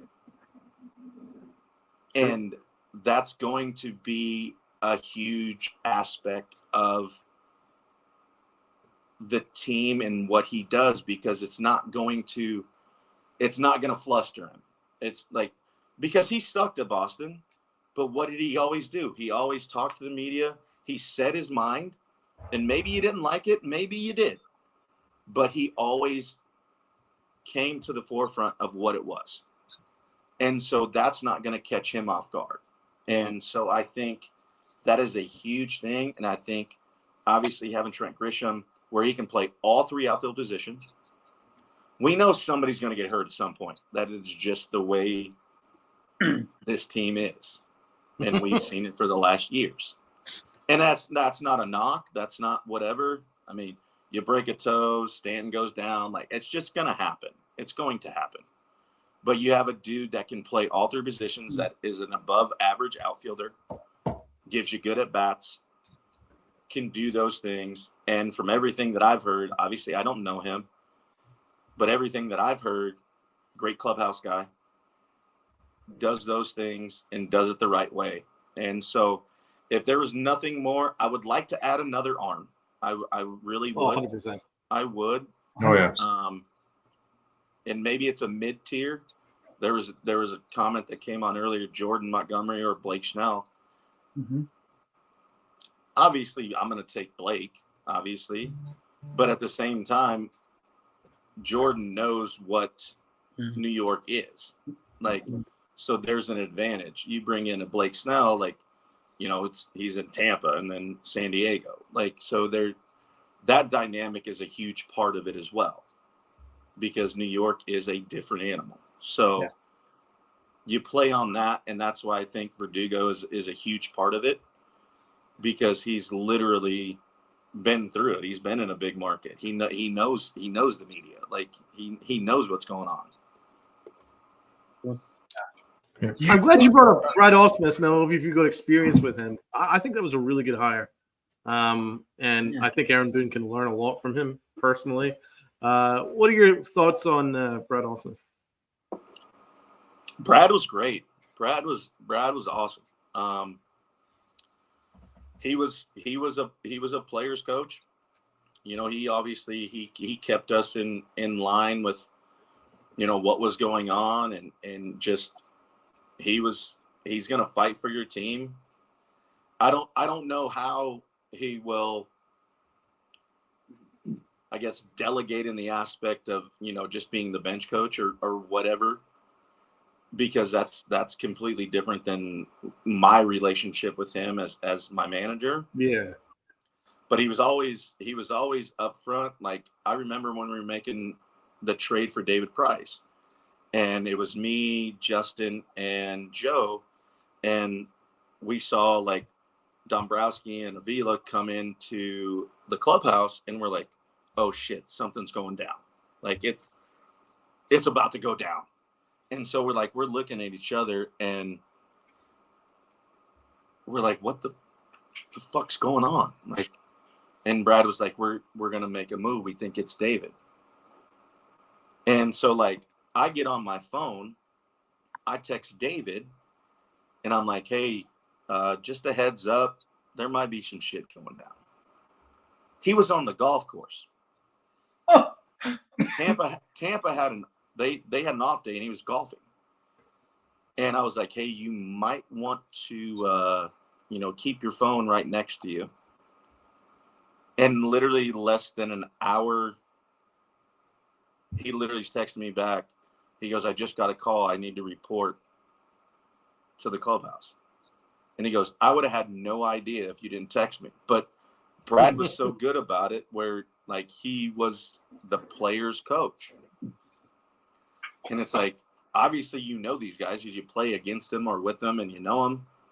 And I just gave him a heads up. And he was like, dude, I would have had no idea. My agent didn't tell me nothing. He goes, the only heads up I had was because you text me.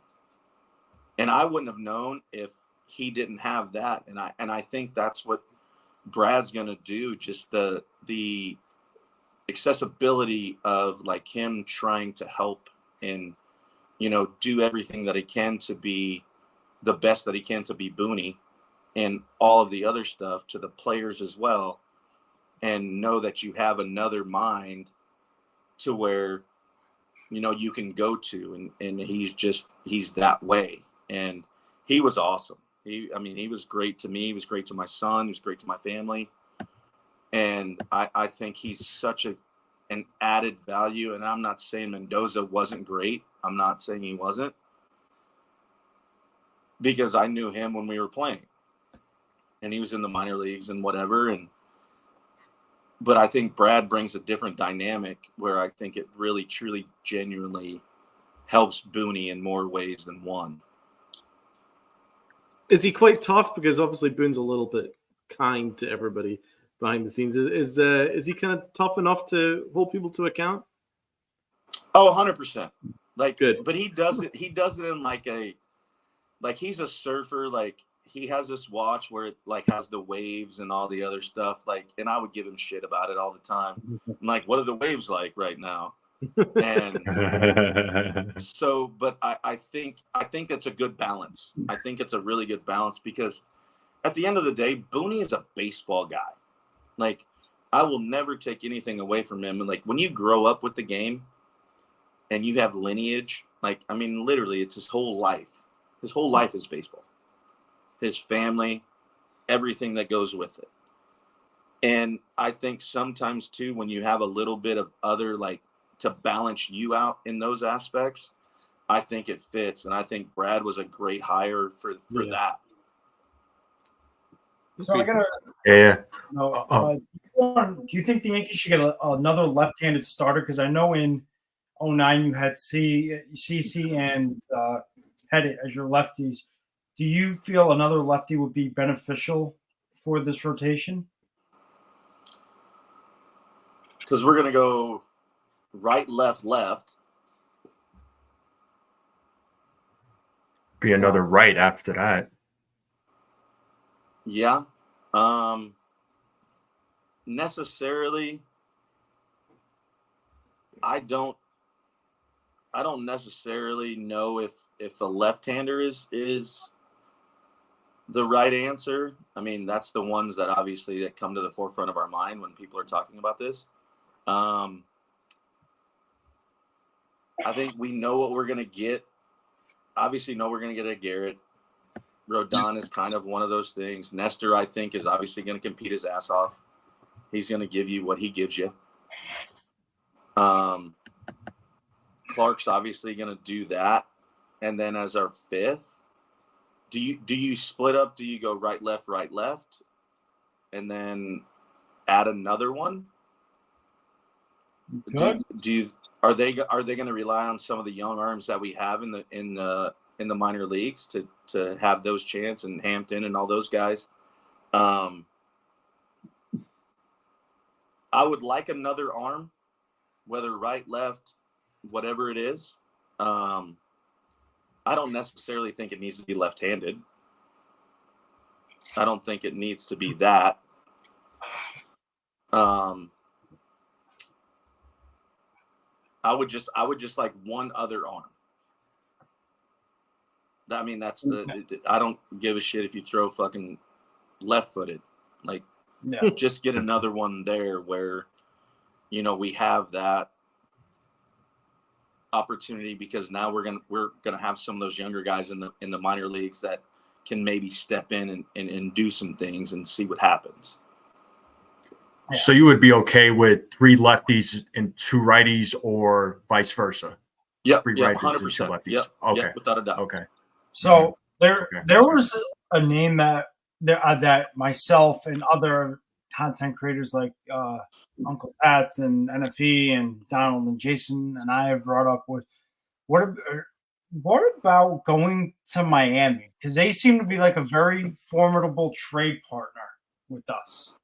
They were interested in Glaber. We were interested in, in their pitchers, Edward Cabrera, Braxton Garrett, Trevor Rogers.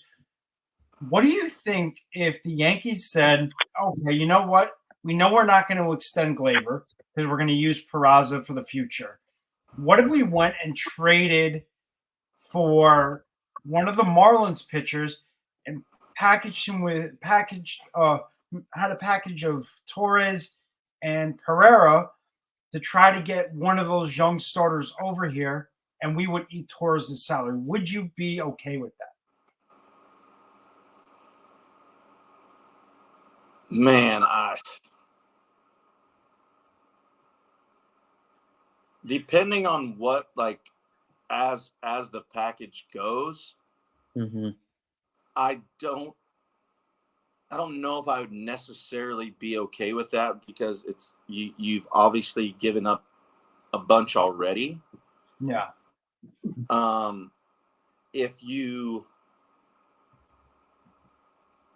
If you do that, then in what?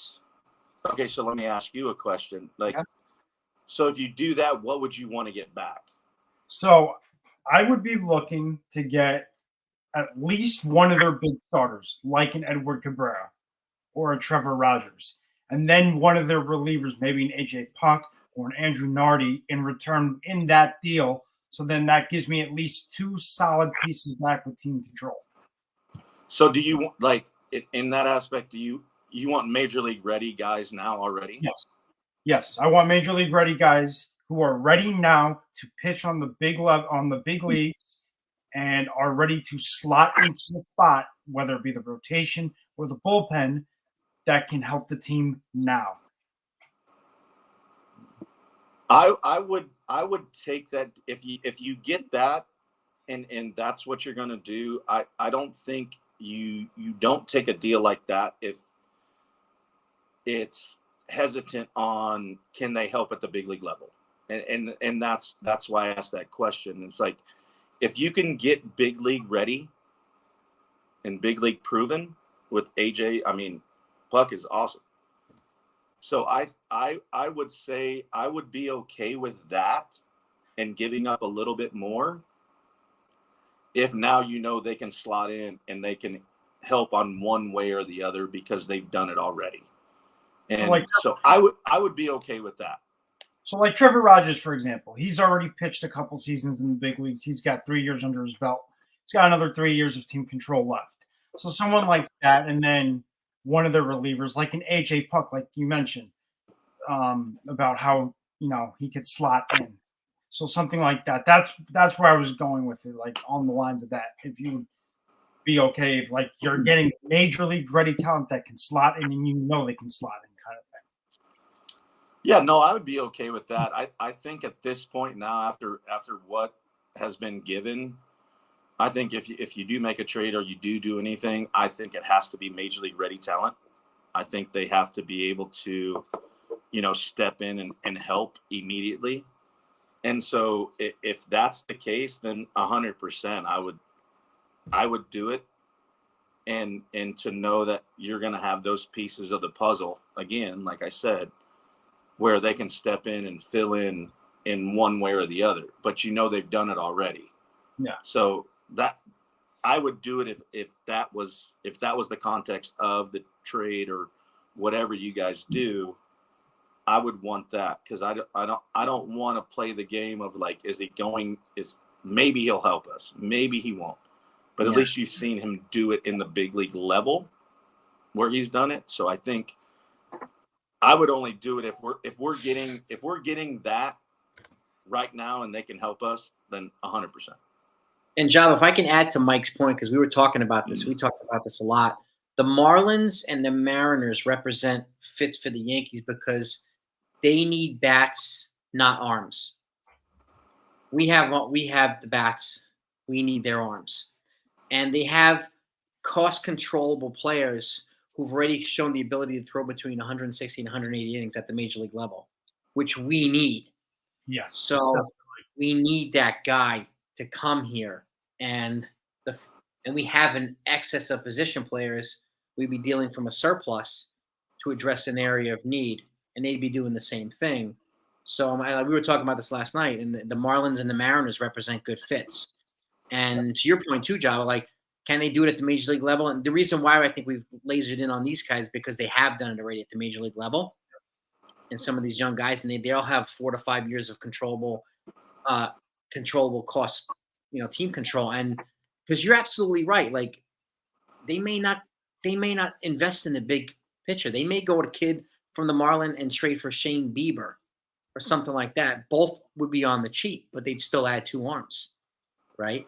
And then which will allow them to get a reliever if they want to do that too. Because I can agree with you more. Like they do need at least 1 arm. It could be a signing or a trade and one of their kids, like Will Warren and somebody else. So, but the Marlins and the Mariners, if correct me if I'm wrong, Mike, but they represent and NFE too. If they represent the best, most logical trade partners for the Yankees because of they have exactly what we need and we have exactly what they need. They do, and you and I, Jason, have talked about this numerous times. The Mariners have a bullpen piece that is ready right now, that is going to be possibly one of the top closers in the majors, and that is Andres Munoz. He proved it last year. His break on his slider is disgusting. I mean, he has about a 1.5 break on his slider. His 2-seamer is like that horizontal movement with a fastball that can rise and top out at 101. So that's like the kind of person I'm looking at. Someone like that can slot in to whether it be bullpen or rotation, that could be that piece to that puzzle like you were talking about that could help now. Yeah, and the Mariners are apparently having money problems, and the Marlins we know already operate on the cheap. So they represent good fits for the Yankees because we have cost controllable players that they could both use. Or we could give them Torres and Torres' contract so they don't have to pay it. Yeah. What's your take on that, Job? I want to know what your thought. And you know pitching better than we do, so we'd love to get your insight on this. No, I mean, I think that's maybe what they're thinking in the aspect of all of kind of both of what you guys have said. And the Yankees have what they don't, and we know what they don't do and what they do, and we can have those opportunities. And you see all these trades and certain things, and it's like, obviously Sale going to the Braves for Vaughn Grisham and all that stuff. And, now, the Red Sox are making moves with Giolito and all the other stuff, right? And so there are certain arms going out or whatever, but I think if knowing it's supply and demand, right? Yeah. It's supply and demand in the aspect of everything that one team has and one team doesn't have. And I think it needs to be, and this is just me saying this, that one arm shouldn't cost you more than what that one arm is going to get you. Yeah, exactly. And so I think there's obviously guys out there, and I think there's, as I'm looking at this right now, I think there's literally opportunities, but like I said, supply and demand, we can't give up more than what we get. And the prices right now are very high in the pitching market. So we have to factor that into consideration, which I think that's one reason why the Marlins and Mariners represent, I think, the best fits for the Yankees in terms of what they can get. And Cashman better than we do. He does a great job of not telling us shit, and he just pulls out a trade out of nowhere or a signing out of nowhere. So he it's like Fort Knox. He doesn't leak, and I appreciate that. I'd rather not know and then him wake up tomorrow morning and he pulled what kind of trade he did what. Yeah, and I'd rather have the Verdugo trade, like that came out of nowhere. I mean, there were talks that the Yankees wanted Verdugo, but there was no talks at all. It's been like 2 years that they've they've been interested and never pulled the trigger, and then all of a sudden it happens. You're like, oh shit. Yep. Same with the Soto negotiations. That was ongoing for a couple of years. Funny thing was, I wasn't even home when that happened. So I was like, what? And I had that same look like, this just happened? Mm-hmm. So I agree with Joba on that. It's nice to wake up to find out really, uncharacteristic moves that you don't think of. The ones that come out of left field. So Yeah. So, Joba, I wanted to ask. I know it's been a long time since the Yankees haven't won a World Series, and some fans were upset that there were players that were not signed or that they didn't trade for. Were there any players that you felt the Yankees should have gone after, but they didn't, or as far as signings or trades go? Missed opportunities. No, not. I mean, like I said, the one, like you said, it was like coming out of left field. Obviously, AJ and C did their press together. The next thing you know, we get text. Like that was, we didn't have any idea. Like we didn't know shit. There was no. We didn't know nothing. The Yankees, which was the funny thing.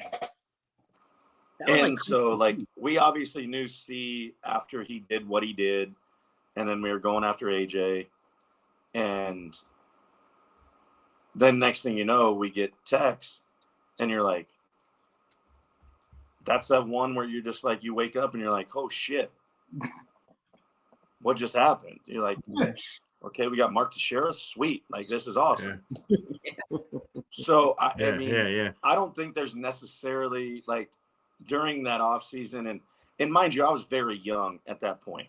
Yeah. And, obviously wasn't in those conversations and what have you. But it's always nice too. And to your point, Jason, what you said is like, Cash doesn't really say anything sometimes. And yeah, that's great. But it's also too, it's like sometimes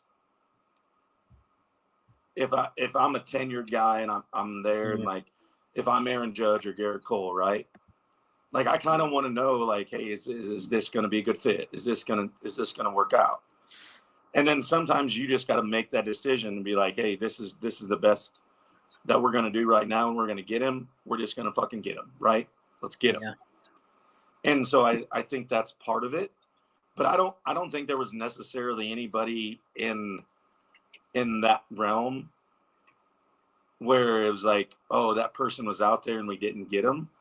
I guess I probably didn't pay as much attention of it because like you knew you were on the team. Like you didn't really think about it. Now, like as I talk about it and I have shows about it and jump on with you guys and whoever else, you look at it more and you read about it and you see things. So I think it's completely different as a player sometimes because you're obviously not embedded in everything because now you're a dad and then you're going to games and shit like that. So yeah, I think it's completely different. But I think we did everything that we needed to do at that point and fit the puzzle pieces to what we needed to do with what we had already. And so I think they can do the same thing in that aspect of being able to fill those holes and do that. So I don't think like going through it, there was something that we missed on. I don't think there was, obviously, because we won the World Series. So, and if anybody sorry, then if you go ahead, man. No, I was just but I was asking like within the last 4 or 5 years, do you think there were players that the Yankees missed out on that they should have signed? Oh, 100%. I mean, you look at the deadline and like certain things where they wanted to make moves and certain stuff like that. I think there's definitely pieces that they have missed. Any names that come to mind? I not a name specifically, but like when it came down to it, like why was there never a move made that made a drastic change in the team where you made a splash. Like they didn't do anything. Like they never, they always, and I'm not saying this in a bad way, because the team that was structured and whatever, could they win? But obviously it's shown that we haven't won. And so when it comes to a deadline trade and you do certain things, but we've never made a trade deadline splash. Haven't done anything. True. So I can't specifically name a name where I think we should have went and got them, but they haven't done anything at that point to make anybody feel any different or think any differently, that they think, oh, we're good enough to win right now. Right. Right. Well, obviously we're not fucking winning. That's a good point. It's a good point. Well, it's just because I was asking this question because a lot of fans were pissed off. For example, like they didn't sign Bryce Harper, they didn't sign Manny Machado, they didn't go after Corey Seager or Trey Turner. There's just a list of names that fans go through, and that was the reason why I was asking. And I don't know, I don't know if those players would have necessarily made a difference. I mean, they could have helped the team, but I don't know if that would have guaranteed a championship. And it kind of goes back to what you were saying of getting the right pieces to help this team win. Yeah, no, and that's the thing. It's like, and I did a show, and it was just literally like, people were like, are they doing enough? Are they doing this? And like, obviously, no. And fans should be pissed. Or like, and it was a question that they asked me one time, was like, are they warranted for being pissed off? And I'm like, well, yeah, you didn't do anything. You didn't make the team better. You brought in a reliever at the deadline, and that didn't do shit. You're not doing anything when we went 82-80. Yeah. So it just shows, and that says to the fans, oh, we think we're good enough. Well, obviously, we're not fucking good enough if we're going 82-80. Yeah. Yeah. So go do something different. Let's go make a change. We've got to do something. So what do you put that down to, Joba? Do you put that down to the front office or Boone, or just not the right players? It has to be. It's the front office, because at the same time, you're not making those decisions to bring in somebody or get somebody, and now you would just want to get this half-ass reliever. That doesn't show your fans that you want to win. And that's the thing for me. It's like, now, okay, you got Juan Soto. You did this. Okay, you've got this. You're making changes to what the team is. But if you have a chance to do it on that dynamic, then do it. But they haven't done it. And we've seen it hasn't won. I have to disagree with this comment here. Hindsight is 2020. Sorry, bro. The Yankees went into the season without a left fielder, and then they went the entire year with the worst production in left field. That isn't hindsight is 2020. That's just bad. No, it's bad not. Decision. It's not even close. That's why I say, to your point, why Trent Grisham, I think, is a huge aspect. Yeah. Yeah. I agree with that 100%. So it's not 2020 in what you do. And I want to my say, point of what I said earlier is, some people don't fit New York. Some people don't. Yeah. So it's not hindsight is 2020, because it's not. Because if you don't have that and you don't have production, and if you look at our numbers as a whole, we were awful. Yeah. And I just want to say this. After they got Verdugo, right? It was within a matter of 24 to 48 hours that they landed Soto. So within that time frame, they upgraded this team and that outfield tenfold from what they had last year. Not only did they add contact bats, Mike, but the Yankees were minus 26 defensive runs saved in the outfield last year. Verdugo by himself is +9. So they've gotten so much better in run prevention as well as run manufacturing. Mm-hmm. So they lengthened the lineup. They diversified it. They added contact hitters. The best contact hitter in baseball, Juan Soto now. But they've gotten so much better defensively too. And that's not really being talked about, but it's an important part of this puzzle. And like Joba, he makes a great point too, because Trent Grisham and Alex Verdugo are going to bring so much defensive acumen to this freaking outfield now. It's going to be remarkable. Because Grisham is going to be that late game defensive replacement, and it's going to be great to watch that. Yeah. But, I'm excited about it because of that. I'm not going to speak for everyone else here. I will speak for myself, and that is what the Yankees did by getting Soto, Grisham, and Verdugo made me excited. Because that says, because you don't trade for Verdugo and Grisham and Soto within a 24 to 48 hour period if you're not serious about winning. That's how I look. Yeah, it's completely out of character too, because the Yankees have, at least for the last decade, have waited out almost the entire offseason before they start making moves. They did this like the first week of the offseason. So now it looks like they haven't done anything forever because they acted so early in the offseason. And at this point, they've been improving around the margins, which also matters, right? They added bullpen depth, they added infield depth, they have bench depth, outfield depth. So they've done these things, and now people are waiting for pitching. We're waiting for the market to kind of materialize, and that's favorable in a way to the Yankees. So, agreed. I have no complaints with the offseason. You're absolutely right, man. Those trades were really, really meaningful.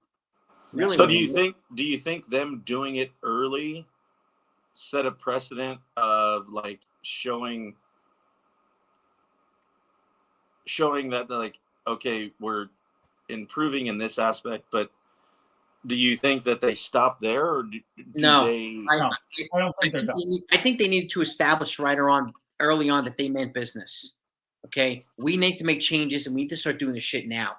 Because other teams are going to jump on these opportunities, and we're going to be left with our dicks on our hands doing nothing, saying we didn't get the guys we needed. Well, we tried. No, you actually did. Like I told you, Mike, I don't care what they say. I care what they do. And they actually made these trades. They brought these guys here. They absolutely needed to do that. They needed to get Juan Soto here. They needed his ass here. And this offseason they took initiative. Sorry, Jason, but this is the first time that they've done it in a while, and I'm very, very happy very happy that they've done that. And do you agree with that, Joba? Do you disagree with that? I mean, no, and that's why I said what I said is like, you think they set a precedent early, to let them know that we're making changes and that, but. They needed to say, look, we're at the big board table. We haven't been at the big board table in a long time. We're at the fucking big board table. It also helps that they had that Hal had Colin judge in his ear. So that also helped. Yes, absolutely. So it's good that they've made some changes that, good changes so far. And hopefully they'll continue this trend. Like they can't stop this year and then go back to the way it was next year. Like you can't do that. If they want to have a sustainable competitive product, right? A sustainable competitive team, they need to do this with regularity, right? Some type of semblance of consistency. So I do think they're going to bring in pitching. They absolutely, they know, if you want to keep Cole happy, you want to keep Judge happy, you want to have a good chance in extending Soto, you need to put a good team on the field. So you need pitching. Yep, absolutely. Jason, and you bring up a good point though. Are they renting Soto, or what are they going to do? I think they're going to retire. Let me know if you agree with me here. I think so. Now we know that Yamamoto. He said in the press conference, like, no matter where Ohtani was, I was going to go to the Dodgers anyway. So that to me tells me, maybe not everybody else, but that he may not have been a good fit here. Okay, so to me, the Yankees have saved $300 million, which they could apply some of it, make it a little bit easier to sign and extend Soto, because whether they bring in Montgomery, Snell, Imanaga, they're not going to be tied up for 12 years like the Dodgers are with Imanaga. I mean, with Yamamoto. These guys are going to be on 5-year deals or whatnot. So I think whoever they bring in, is going to help their effort to re-sign Juan Soto. So because the fact is too, Scott Boras now has an argument to ask for a boatload of money, a la Ohtani. Ohtani got $700 million. Boras has an argument now for that because he's going to ask for it. I'm not saying he's going to get it, but he's going to ask for it, right? And Soto's 5 years younger than Ohtani. So, and he's the perfect fit for the Yankees. So, Jason, if I may, go ahead. The Dodgers this offseason alone have spent $1.043 billion. How many World Series have they won with that so far? 0. None.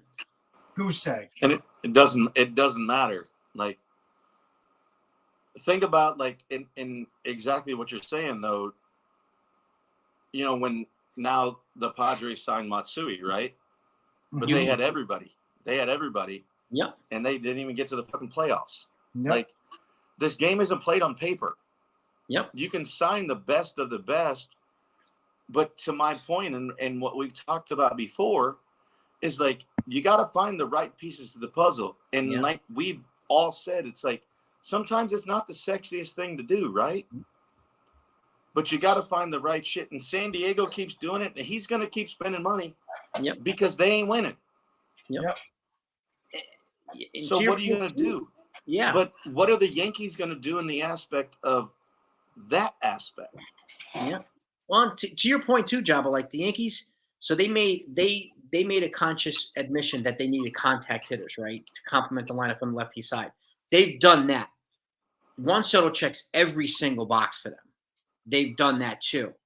We also know that they need to add pitching, guys who can actually throw innings, dependable innings, right, to ease the load on the bullpen. So we know that they need to do that too. But the question is, and you bring up an important point, Joba. You keep saying, like, who's the right fit here? We don't know yet. Like, Snell could be a good fit. Montgomery could be a right fit. And I even talked about Imanaga from Japan because he shut not only has he shut the Team USA down in the World Baseball, dominated their asses. Okay? Yeah, that was he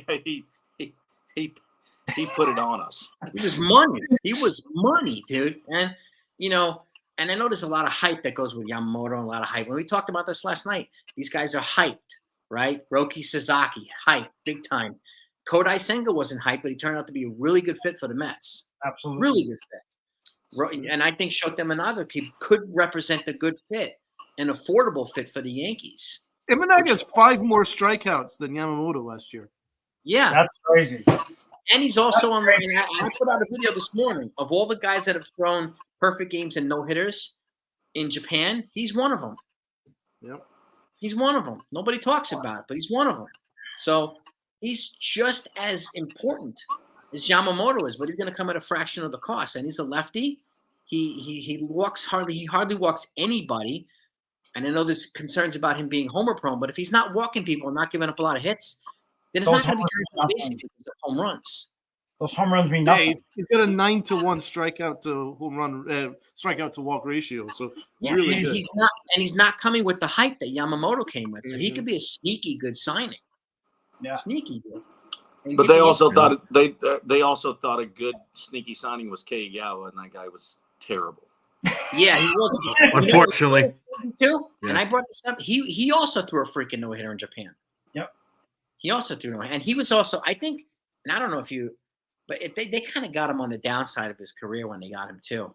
Like, well, it was funny too because like when I was in Hawaii and Kay signed that year, I played with a bunch of dudes. Like we had 4 Japanese guys on our team, nice. And they were like, "I can't believe you guys got Keigawa. He sucks." And I'm like, obviously I know nothing. And this is Japanese guys telling me this. I don't know shit about anything, right? And like, he is garbage. Yeah. And the dude, I ended up pitching against him a bunch, and he's like, I beat Kai every time I fucking pitched against him. And I'm like, and then obviously getting to play with him and seeing it, I'm like, this dude is trash. Like, he is a garbage can. But they had to do something because Red Sox got Daisuke. You know what I'm saying? Like, invented the gyro ball. Get the fuck out of here. You're not inventing pitches, bitch. Like, get the fuck out of here. Yeah. I'm sorry, but Imanaga's like a mile ahead of Keigawa. So I would be less hesitant about Imanaga than I would with Keigawa. It's the same thing though. If you look at it in that perspective, like Imanaga he doesn't get the Yamamoto love, right? Mm-hmm. He doesn't. He's obviously, I think he's better than Ikawa, but he's way better. Yeah. Is that the piece that you fit? Well, like you said too, if the Yankees are not going to spend the big money, then he represents somebody who would be a logical person to think about. And I don't know if they're going to go down that road because the fact is Snell's probably going to get close to 200, right? Yep. Let's just say ballpark. Monty maybe $150, something like that. Imanaga he'll probably be north of 150. So yeah, I mean, could be. You're right. And Imanaga on a good day it might be 100, and which is still a lot, but it also gives them wiggle room for Soto. It gives them wiggle room to add to the bullpen, wiggle room to trade for Bieber or something like that, or wiggle room to sign another guy. Like they could essentially get 4 or 5 guys for the price of Yamamoto himself. Yeah. So I think it's a 2-for-1 with Yamamoto if you're going to get guys like, and I think Bieber's silently one of those ones where we say we wake up the next day and they did that. Yeah, I think Bieber's one of those guys where I think, obviously pitching in the Central, which the Central is obviously not great. It hasn't been great, but he has that pedigree of what he's done. Yeah. I think that's one where, like I said, it's a 2-for-1, and you can still get a guy from the bullpen and get another quality arm in Shane and what he does. I think it's not a 4-for-1. I think it's a 2-for-1 if you do it that way. And when he was at his best, he was under Matt Blake's tutelage. He's a monster. Yeah. So it could be a net benefit there too. I mean, would you be happy with a job if they traded for Bieber and brought in somebody like Imanaga? Would you be happy with that? 1,000%. How about you guys? Absolutely. I would have no complaints. No issue with, even if they brought in Bieber and Monty, I'd be okay with that because at least no doubt. If you did that and you didn't get Imanaga, at least you would be saying to your fan base, "Hey, here's the pitching you wanted. Here you go." It's not like we're sitting back watching everyone come off the board. You know what I'm saying? So I would absolutely be 100% okay with that. Yeah, and it looks like they need 2 starting pitchers. And one Yamamoto, you can't pitch him 2 days in a row. That's only one spot. You need I'm all in on Monty. I think Monty showed me something with the Rangers. The Rangers certainly showed us how to actually make the most of him with his pitching arsenal. I think he's got the upside. So I completely disagree with anyone who says he's a back end starter. He proved it with the Rangers that he's very, very capable of being involved 2 or 3. So he'd be my choice free agency, but I certainly wouldn't discount Imanaga. I've been looking at him more and more, and I think he's someone that could settle into the back end of the rotation, do a good job. I don't want to trade Peraza. As I say, I've said it a number of times, don't want to trade him. But if I was to look at people that would be possibly someone I would use in a trade, it would be someone like Pereira, because we've got a ton of outfielders now. And Oswaldo Cabrera, I think those are 2 guys that are probably movable now, considering we've got Jason Dominguez, we've got Spencer Jones, and then we've already talked about Grisham and Verdugo, Soto. So we've got a ton of outfielders. I think those 2 guys are someone that you could maybe go and get a solid 4th or 5th starter, or even a very high leverage reliever for those guys, and I'd be very happy with that. So those are the guys that I'd be looking at to do.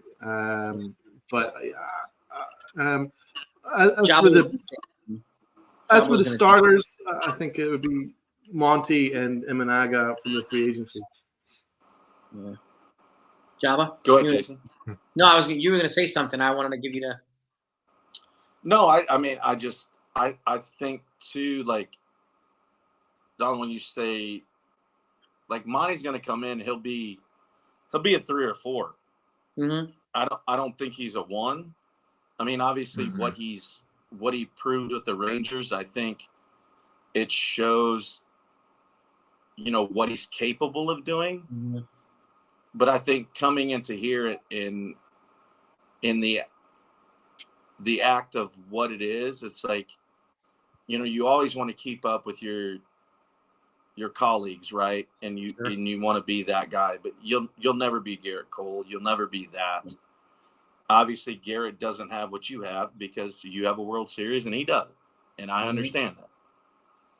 But there comes to a point too where we as human beings and as men, our egos come in, and that's part of it. Does he want to come in and be a 3 or a 4? Now that he's proven of what he is and proven it on the highest level. So that's another part of where it is. Do you want to come back and do that and like be second fiddle? And that's just part of it. And I know that in that realm, you're always going to be second fiddle, but you've gone and proved it and you've done it and you've won. Yeah. But at the end of the day, I don't give a shit what anybody says. That dudes are better than you. We all know that. We're human beings. I'm not as good as that dude. I'm not. I'm just not. But now I've gone and proved it. He hasn't. He gets paid more money. I'm doing this. Do I want to be the 3 or the 4? That's another question that comes into play. Yeah. So before we wrap everything up, I wanted to ask Joba this. What would be the one move that would surprise you the most that the Yankees make if they make or when they make another move? I would love to get somebody to sum up the game. I would love to see a Hader or a Stevenson or even Hicks at that point, like somebody at the end of the game where they've done it. And I think Hader's probably not the best fit, but you have a guy that came back and he had a 1.4 and the dude knows how to win. Yeah. And he has that asshole mentality. Mind you, he might have to cut his hair and might have to do some other things. And that's a part of the allure of the Yankees. Yeah. But also the allure of winning is different. And if I think, is it probably the best fit? No. But you get a dude like that. I think Stevenson from Tampa, I think that's the one I would really like to do. Robert Stevenson? Where you get him. Oh, man. Stevenson's a duck. I mean, his slider is unbelievable. Straight up dog. And we've seen it. And he's a dude. Mm-hmm. But it's also that aspect, like I've said before, where New York's a different fucking animal. Yes, it is. And you got to deal with that. It is. Yes. And that's part of it. And I don't want them to be in a bad position. But I think if you make that move and you get one of those back ends where maybe you don't get another starter. Maybe you don't. And that's okay. But you get a back end where you're like, boom, here we go. We got this dude. And so I think that would be the one where I'm like, you get a back end where it closes it. Because for how many years we didn't have to worry about it because we had Mo. Yeah. And that's the thing where I think it can really, as an arm, I don't think we need another bat. I don't think we need that. I think it's, go get a back end where now they're not worried about whatever. Yeah. And like I said, I don't think Hader's probably the best for New York, but at the same time, I'd take him on my team every damn day. But it's just handling all the other stuff. Yeah. So I'm gonna throw. And I mean, I can text him and I can do whatever. And if that's like the Dodgers are going after him now, and Yankees are in the conversation, but I'm like, man, go, like, I'll help you as much as I can. Shit, if I got to fly out there and make you comfortable, you can come to my restaurants. You can, you can stay in one of my places. Like, you can do whatever you want. Yeah. But if we got a back end guy like that, hell yeah. I mean, that's huge. It's true. So I'm going to throw it to Donald, Jason, and NFE for their final thoughts or questions for you, Joba, before we wrap this up. So Jason, Donald, NFE, whichever one of you guys wants to shoot your last comment or questions. Go ahead, guys. Go ahead, Donald. Yeah. Oh, well, first of all, Job, it's an absolute pleasure to have you on. And I'd love to have you come on the Pinstripe Chronicles podcast whenever. Dude, anytime. Just let me know. Like, I'm just a single dad that hangs out. I ain't got shit going on. So just awesome. I sit in my office and this is what I do. And man, cool. I'll DM you. But it's been an absolute pleasure. What is your podcast, Tom? I forgot to ask you. What is your podcast? Trip Play Podcast. We've had Jerry Ferrer on. I got Eli Manning coming on next week. Oh shit! I'm gonna watch that. Oh, yeah. So Trip Play Podcast. Trip Play Podcast. Yeah, Trip Play Pod. Yeah. Cool. Trip Play Pod. Okay, so TRIPPLAY. Yep. Pod. POD. Okay, cool. Yep. Just want to make sure. Cool. NFE, you got anything? Yeah, I mean, the only other question I was going to ask you was, were there any teams that have ever reached out to you about a coaching job? And is that something that you would consider? I mean, I would now at this point, probably, just because Carter's now, he's graduating and, he's going to go to college. So yeah, it would be like, man, I love teaching kids. I love talking baseball. Yeah. And I love every aspect of that. And like, I've had a bunch of buddies that obviously have gone into coaching and all that other stuff. And, it's just, I've been fortunate enough to be in the position that I'm in and, just to be able to be home with Carter and, see his experiences like homecoming and prom and all that other cool stuff. And so now that Carter's going to college, and yeah, I definitely would. Okay. I mean, I love the game. I watch the game. I still play catch. Yeah. I still do all the other stuff. And, I literally, I throw, and I hit 92 the other day. And I was like, oh, oof, I didn't nice. feel the greatest. I didn't feel the greatest afterwards, but, so yeah, it's just, yeah, I definitely would, man. I love the game of baseball so much, and it's given me so much. And it is, my son and I's relationship is so close with baseball, and baseball has given me everything, and, the relationships and all the other stuff. And, this avenue of talking to you guys about the game of baseball has given me that. So I am forever grateful, and I appreciate all of it. But yeah, I mean, I'd probably entertain it now. I mean, I probably would.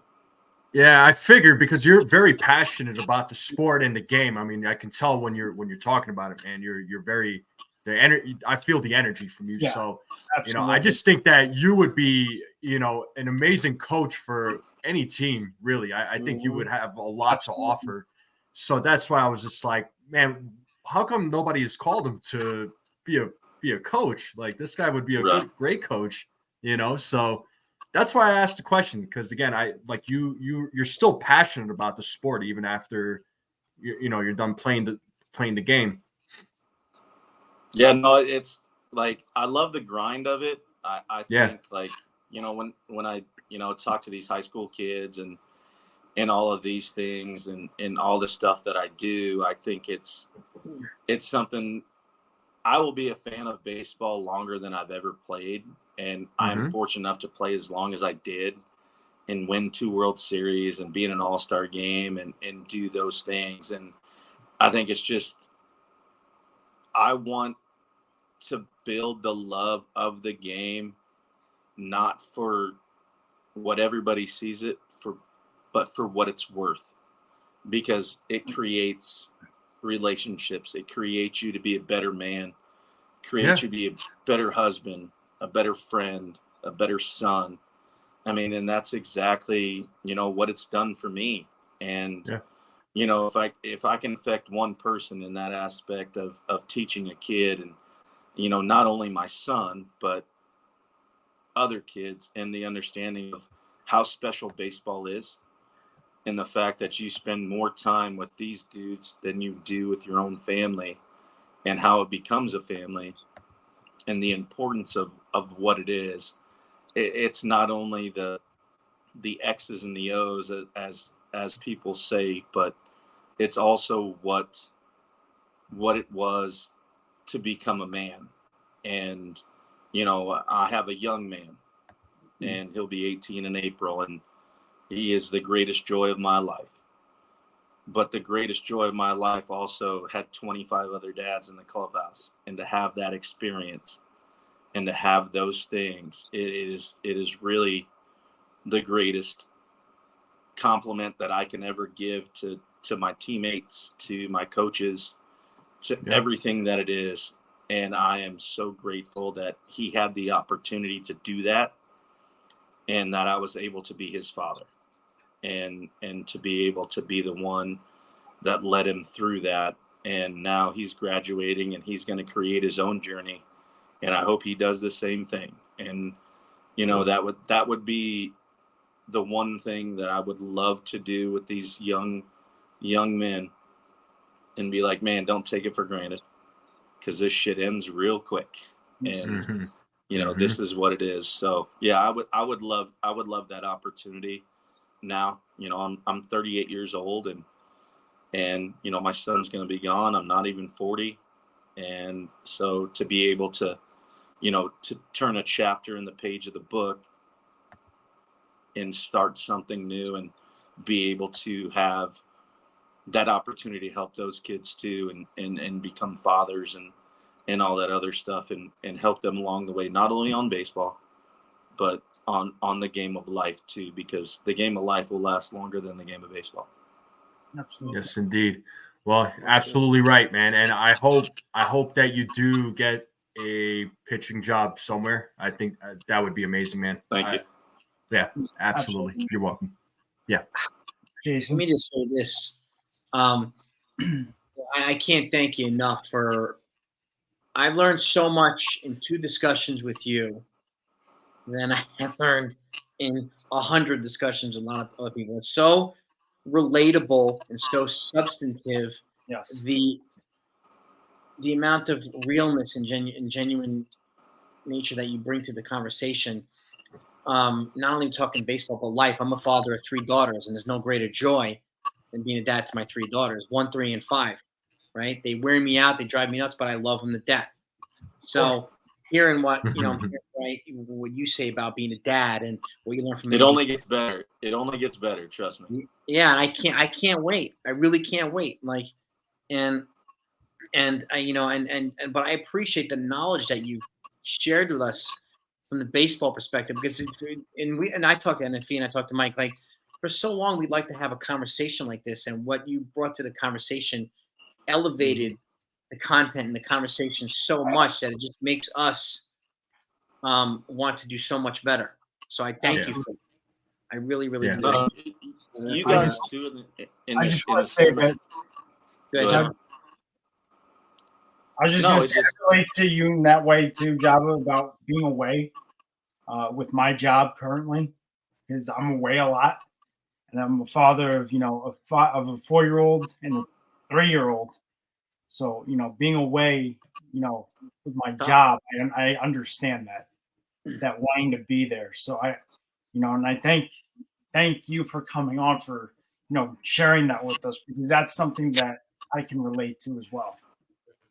No, and I appreciate you guys too, because at the same time, it's like when we stop growing as individuals, like it just you become stagnant in everything that you do. But it's awesome to come on and get perspectives from your guys's, and obviously mine, and it makes me a better person, and like to understand the things that I've gone through, and the things that we talk about. And I appreciate you guys obviously granting me this opportunity to be with you guys on your guys' show, because that's it's a privilege. It's not anything, and it's not warranted, and it's you just wanted me on. But I appreciate the fact that the reciprocation in that aspect of understanding what it is. And it's just your son's 17, he's going to be 18 years old, and just understanding all of that stuff, and just talking baseball,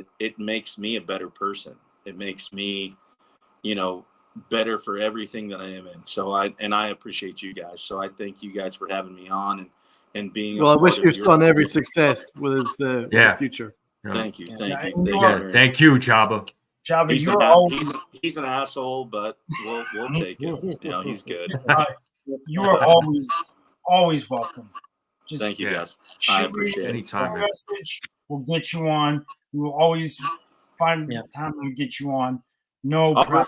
I'll bring my son on next time.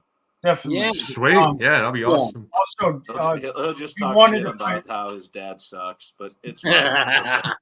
if you wanted to put your podcast in the chat, or send it to us, or send it to me, and I can send it out, I will be happy to share that. And guys in the chat, thank you so much for coming in and hanging out with us. Please, when I get that Jaba's podcast, I will send it to you guys. Please go support it. Please support NFE. Please support Pinstripe Chronicles, and please support Jason at 161 River Ave. Joba, it was a pleasure as always to have you on again. Thank you for coming on. Anytime, fellas. Welcome to come on. Thank you so much, man. Happy New Year, man. Yeah. No, Happy New Year to Happy you and to your Happy son. New Year. To you and your family. Thanks, guys. Guys, We'll holler at you. sounds All right, good, guys. Peace. This is the final stop on this train ride. Thank you all for joining us. Jason, Donald, NFE, you guys are awesome. Thank you for coming on and doing this with me. I appreciate it. And I will get you guys the link to Jaba's podcast. And until next time, have a great rest of your night, and I will see you on the next train ride. Peace, guys.